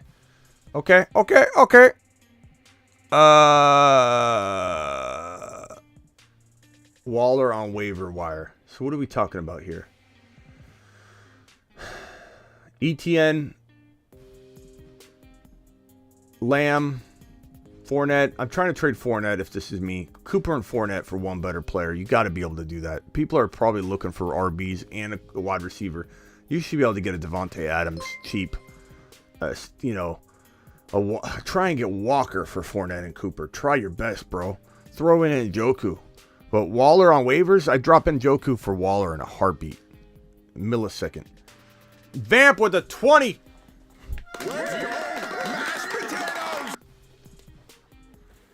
Vampy. Many fantasy shows are informative, but very few are entertaining. Your show is both. It's BS that shows copy you, but keep grinding because you're building an organic community. Best fantasy show around by a mile. Thank you, Vamp. Vamp to the moon. Vamp is our supply guy here on the Fantasy Football Show. This guy provides me with markers, and his funding extends well past the food. Occasional hot wings that I might misuse his funds that are directed. Like Vamp earmarks things. Vamp says this is for markers, and he gives me a super chat. He says this is for WD-40, and he gives me a super chat. I sometimes misuse the earmark funds, and I buy wings, or I might get a burrito with his funds, but that's okay. He still forgives me. Trade JT, Deion Jackson, and Higgins for Debo and Walker. JT, Deion Jackson, and Higgins for Debo. If you like winning, Tristan, you do these kinds. Plain and simple. If you don't like winning, don't do that. Walker and Debo are waiting for you. Go punch the button. Do your little sorcery thing that you do, and then come back and let us know when it's done so we can celebrate. Palmer or Likely if Andrews is out. Probably Palmer's safer, but Likely's like higher risk, higher reward. I would say I would try and give you an answer, but I'd be making it up. They're both 50-50. I suppose Palmer, if I've got it, push comes to shove. The volume should be there for him. Call into the show. Call into the show.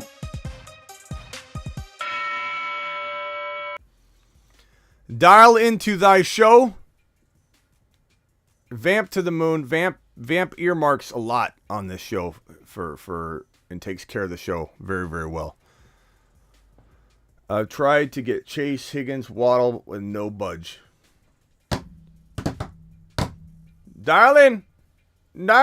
Your boy Smitty's going to take a few calls. We got some voicemails as well. This one's from...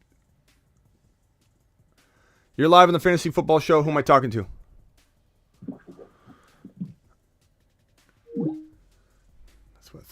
That's what I thought. Jim. Hey, Smitty, need a bye week fill-in at quarterback. Who would you rather play this week? Derek Carr, Trevor Lawrence? For Smitty, press 1. For Smitty, please press 1. What's up? You're live on the Fantasy Football Show. Smitty, what's up, brother? What's up? What can I do for you? Not much, man. I'll make it a short and sweet. I appreciate you getting the call. Let me pull up my app here. Basically, man, I'm in a pretty big league, and I'm pretty set with what I got. I have just to go ahead and tell you real quick here. I have basically Austin Eckler, Kenneth Walker. I have Tyreek Hill, Christian Kirk, Tyler Higbee, Williams. Basically, not just with Tyreek Hill and Christian Kirk. I'm happy with Tyreek Hill, but with the depth I have at running back, I have Austin Eckler, Kenneth Walker, and Christian McCaffrey. I also have Williams if Swift stays out. I was just wondering who, maybe what second wide receiver you think I could maybe possibly go get that would help solidify my lineup, because everybody puts up real high numbers in this league. So even though I have the 3 running backs, yeah, I'm sure the 7 other teams in your league are doing well too. But Eckler Eckler, Walker, Hill, CMC, and who? Who else do you have? Those are my. So I use them each week for my flex and my 2 running backs. I have Williams. I have Pollard, Jamal Williams. I have Tony Pollard. I also have Hunt, hoping he got traded, but he didn't, so I might drop him. But those are my running backs I have basically. I just don't have any wide receiver depth. I have Jerry Jeudy, but he's on the bench, and each week he's kind of. So who's your second wide receiver? Your best second wide receiver? I would say Christian Kirk and Jerry Jeudy, but those are all I have. Under that, I have nobody else at all. I still think Gabe Davis is very, very, very undervalued. Caught a touchdown last week. His feet were out of bounds because Josh Allen overthrew it, and everyone thinks he just did bad. Like he was gonna score a touch. Like everyone would be talking differently about it. I like him, bro. I'm going and getting Gabe Davis. You could probably get Gabe Davis for Pollard pretty easily. You could probably go a little bit higher. You could go for like a Higgins using Jamal. Jamal Williams is pretty easy to trade right now. People are excited about him. It's weird. I've noticed that he's gotten a lot of big deals. So shop both those guys. Just go down the wide receiver list. Start shooting high. Start asking for you could go as high and shoot for the moon. You could go as high as just go to Lamb and just start working your way down until it doesn't make sense anymore. Debo, Lamb, Higgins, Evans, DK, even Olave's pretty decent for Jamal. That's a really good wide receiver to have in your wide receiver 2 spot. Olave's going to do real well. All right, so I might be sitting on a little more value than I'm thinking as far as my running backs is my depth. I might have a little more value than what I'm thinking is what you're saying. Yeah, Pollard and Jamal can get you something. Awesome. Just keep going down the list. Olave's a great player. Gabe Davis is a great player to get. Awesome. All right. All right, man. I'll go ahead and get off, man, so you can have some other time. But thank you, Smitty. Appreciate you. Later. All right, so Jim's question. Would you rather play this week? Derek Carr, Trevor Lawrence, Matt Stafford, or Taylor Heineke? Derek Carr, Trevor Lawrence, Matt Stafford, Heineke. Derek Carr, Matt Stafford, Trevor Lawrence, Heineke.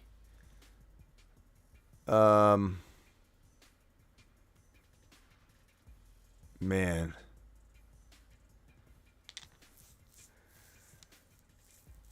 Probably Trevor Lawrence. Bro. This is another one from Jim. Hey, Smitty, who you starting this week in the flex in a full PPR between Deion Jackson, Donta Foreman, Rondell Moore, or Josh Palmer? Hey, Smitty, who you starting this week in the flex in a full PPR between Deion Jackson, Donta Foreman, Rondell Moore, or Josh Palmer? Probably Foreman. Foreman's the safest of that crew. B-Man. What are your thoughts on Mike Williams' rest of season after he comes back from injury of his high ankle sprain? Inconsistent. Sorry. Do you think he's I'm so impatient. I won't even let him finish. Do I think he finishes where he left off? I think where he left off was being inconsistent, and I certainly am not like a huge fan of him going forward after he just was so inconsistent. So I'm not gonna predict big things. I'll predict sporadic play. Yeah, I think he continues where he left off. Sporadic play. Probably a little bit of a slow start coming back from the injury, so I'm not ultra amped up. What's up? You're live on the Fantasy Football Show. Hey, what's up, sir? Thanks so much for taking my call. Yes, sir. So this is Jim Gamerdad. So I was on there. So here's my lineup. I know you said no to the question, but I'm still stewing on a little bit about trading Derrick Henry and Jimmy G for Burrow, Higgins, and Kittle. I'm very weak at tight end right now. What would your running backs be if you traded Henry away? Say what? What would your running backs be if you traded Henry away?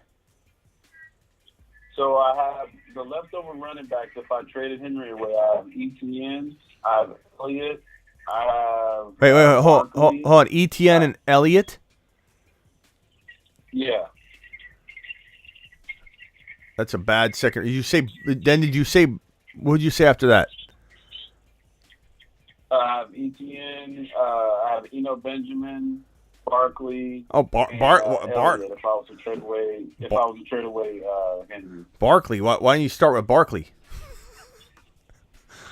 Well, this is the trade that was sent to me. So they sent me that they would take Jimmy G away from me and Henry, and I would take their Burrow. No, I'm saying when I told you to list your running backs, you like list them and then you say Barkley at the end.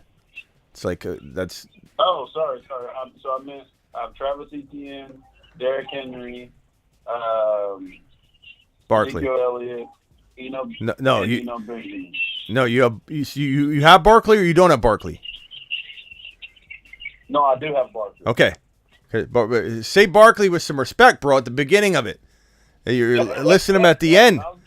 I mean, I don't know. It's a 10-man league, and we were doing the snake draft, so I was like, man, if nobody's going to pick up Barkley, I was like, yeah, I'm going to pick up Barkley, and then I'll pick up Derrick Henry I think, bro, you need to think bigger than this. You can't, this is like you're taking the lowest low ball offer you're getting, and you're like, this is all I'm going to get, so I'm going to do it. Like, you need to trade Barkley for JJ. You need to trade Barkley for Cooper Kupp, who's injured right now and attainable. JJ's attainable right now. What do we talk about Higgins for? Like, I like Higgins. He's okay. And Burrow's the second highest scoring quarterback, but there are bye weeks to consider as to why. I love Burrow, but I'd rather figure something else out at quarterback, and I'd rather go get Cooper Kupp or JJ. And then roll with the QB rotation. But, like, why are you going to give away a player that's top 5 right now for not getting any sort of first-rounder back if we're drafting over from today, and arguably not even getting a second-rounder back? You're getting maybe 2 third-rounders in Burrow and Higgins if we're drafting today, and you're giving up a top 5 overall player. No, I mean, I said no on the super chat. I know I can tell you're so badly wanting to go against what I'm saying, and trust your gut, bro.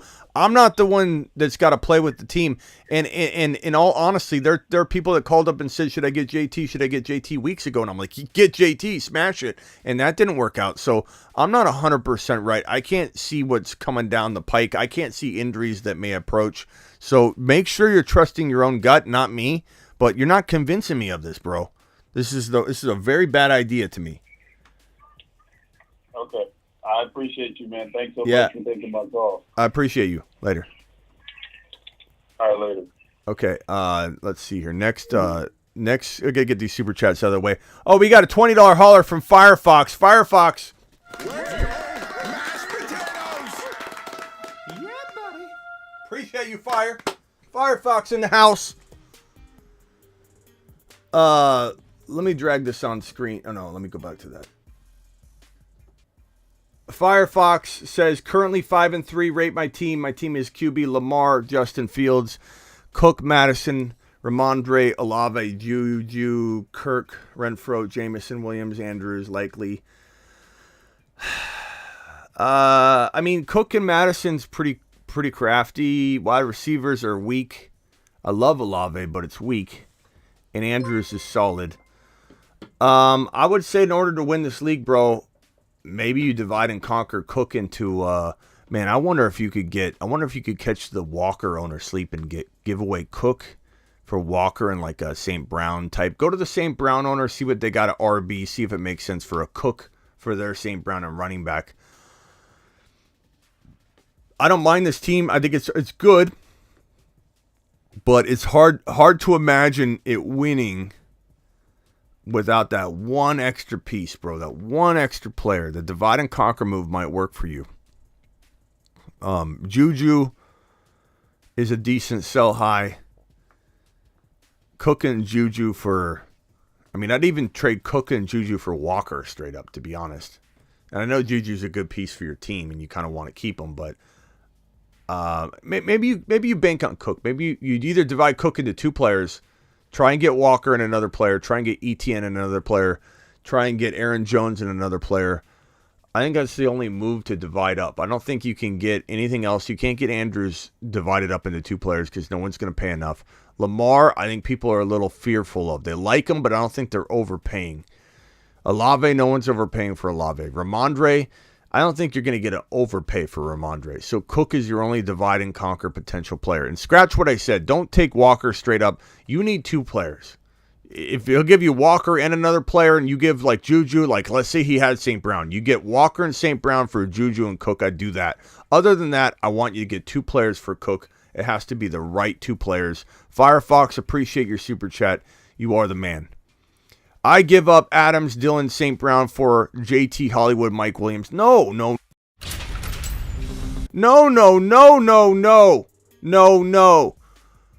Bro, JT, out. Hollywood Brown, out. Mike Williams, out. You're trading for 3 players that aren't even playing football. And we don't know how Hollywood's going to look when he's back. We don't know what Mike Williams is going to be back or what he's going to do when he gets back. We don't know when JT. This is an absolute no. You're giving up Adams and St. Brown are monsters, bro. Absolute. This is probably ET. I appreciate your super chat, by the way. And I'm only being hard on the trade, not you. But this has got to be one of the worst trades I've ever seen in the last, I don't know, few weeks that I've ever seen in the last few weeks. Maybe the worst trade I've seen all season.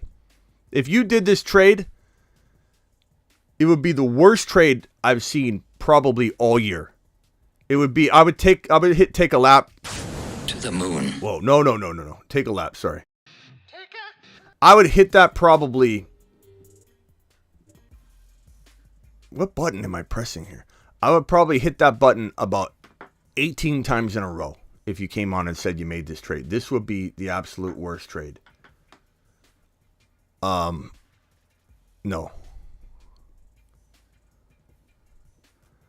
Let's see here. Aaron Jones, Ramondre, Mixon, Waddle, Boyd, Palmer. Also need tight end off waivers, Tonyan or Hill. Give me Hill. Flex 1, Aaron Jones, Ramondre, Mixon, Waddle, Boyd, Palmer. Probably going to go Ramondre, but that's tough. Mike Williams not on IR. Screwed my bench spot. Drop Jalen Warren or B-Rob to get a tight end. I'd drop B-Rob before I drop Jalen. Jalen feels like he's on the way up. Longtime fan. I'm broke, but how do I call Smitty? The number's on screen, my guy. The number's on screen. You made me believe in Etienne. Love the new look, Smitty. Smitty to the moon. Appreciate you. The new look. Any moves to make Jackson, Foreman, Etienne, Khalil, Cooper Cup, Everett, D. Jackson, Bench, Debo, Boyd, Taysom Hill, Jeff Wilson, Garrett Wilson, Gus Edwards. I mean, Etienne and Cup are fire. Hill, fire. Foreman, Jackson. You got a good team. Debo. I don't know why Debo's on your bench because of the bye. Okay. Very, very, very good team. What's going on out here? Miss Smitty's texting me. Okay. I got motion in the front yard.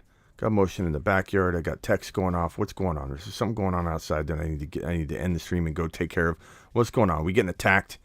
What's going on? Pull up the cameras. The Zigmeister is not going to do it. I got to do it on my phone because the guy's incapable. What's going on? Why is Miss Smitty saying something's going on? She says something's going on. I don't know. This team's pretty good. What I would try and do, I mean, once Debo gets in there, you're fine. I mean, you're obviously struggling at running back 2 a little bit, but Foreman might step up all year long. Herbert could step up. I keep this team. Debo, Cup, Etienne, Jackson, you're fine. There's not much to trade here either. There's not much. Would I trade Debo and try and get into a Kenneth Walker somehow? Absolutely. Give up Boyd. Give up Taysom Hill. Give up Jeff Wilson. Give up Garrett Wilson. Give up, like, those are good ideas, potentially. Debo and Foreman for one big player? Maybe. Would I go Khalil Herbert at my running back 2, trade Foreman and Debo for JJ? Or you got JJ. No, that's Jeff Wilson. You got Cup. That's right. You got Cup. Yeah, like get JJ in there. I'd maybe do that, but I don't know. Your team's pretty good, Noah. I wouldn't freak out or make any weird moves. Like that's a pretty good team. Appreciate you all, guys. That's gonna do it for today. I've been live for 3 hours and 10 minutes. Appreciate you all. I'll see you all later tonight for a Q&A sesh. I'm live Monday through Friday, 7 p.m. Eastern. I'm live whenever news breaks, and I'm live Tuesday, Thursday, Friday, Saturday, and that's at midnight Eastern, around that time. That means tonight, Friday, we go live around midnight or so, probably a little later than midnight tonight, because we went like 3 hours. And there's a chance I don't go live, but usually I do. And then I'm also live in the morning Sunday. Appreciate you all. Thank you for dropping the super chats. I'll see you later tonight or tomorrow. Thank you all for the super chats. Appreciate every single one of you. You guys make the show. I work for you. Thank you. Dre, appreciate you. Vamp, appreciate you. E11. Hemza, appreciate you. Benelli. James P. Guys, ask a question. If I missed your question, Travis, appreciate you. If I missed your question, Prodigy, all of you, ask me in the comments. I will answer you.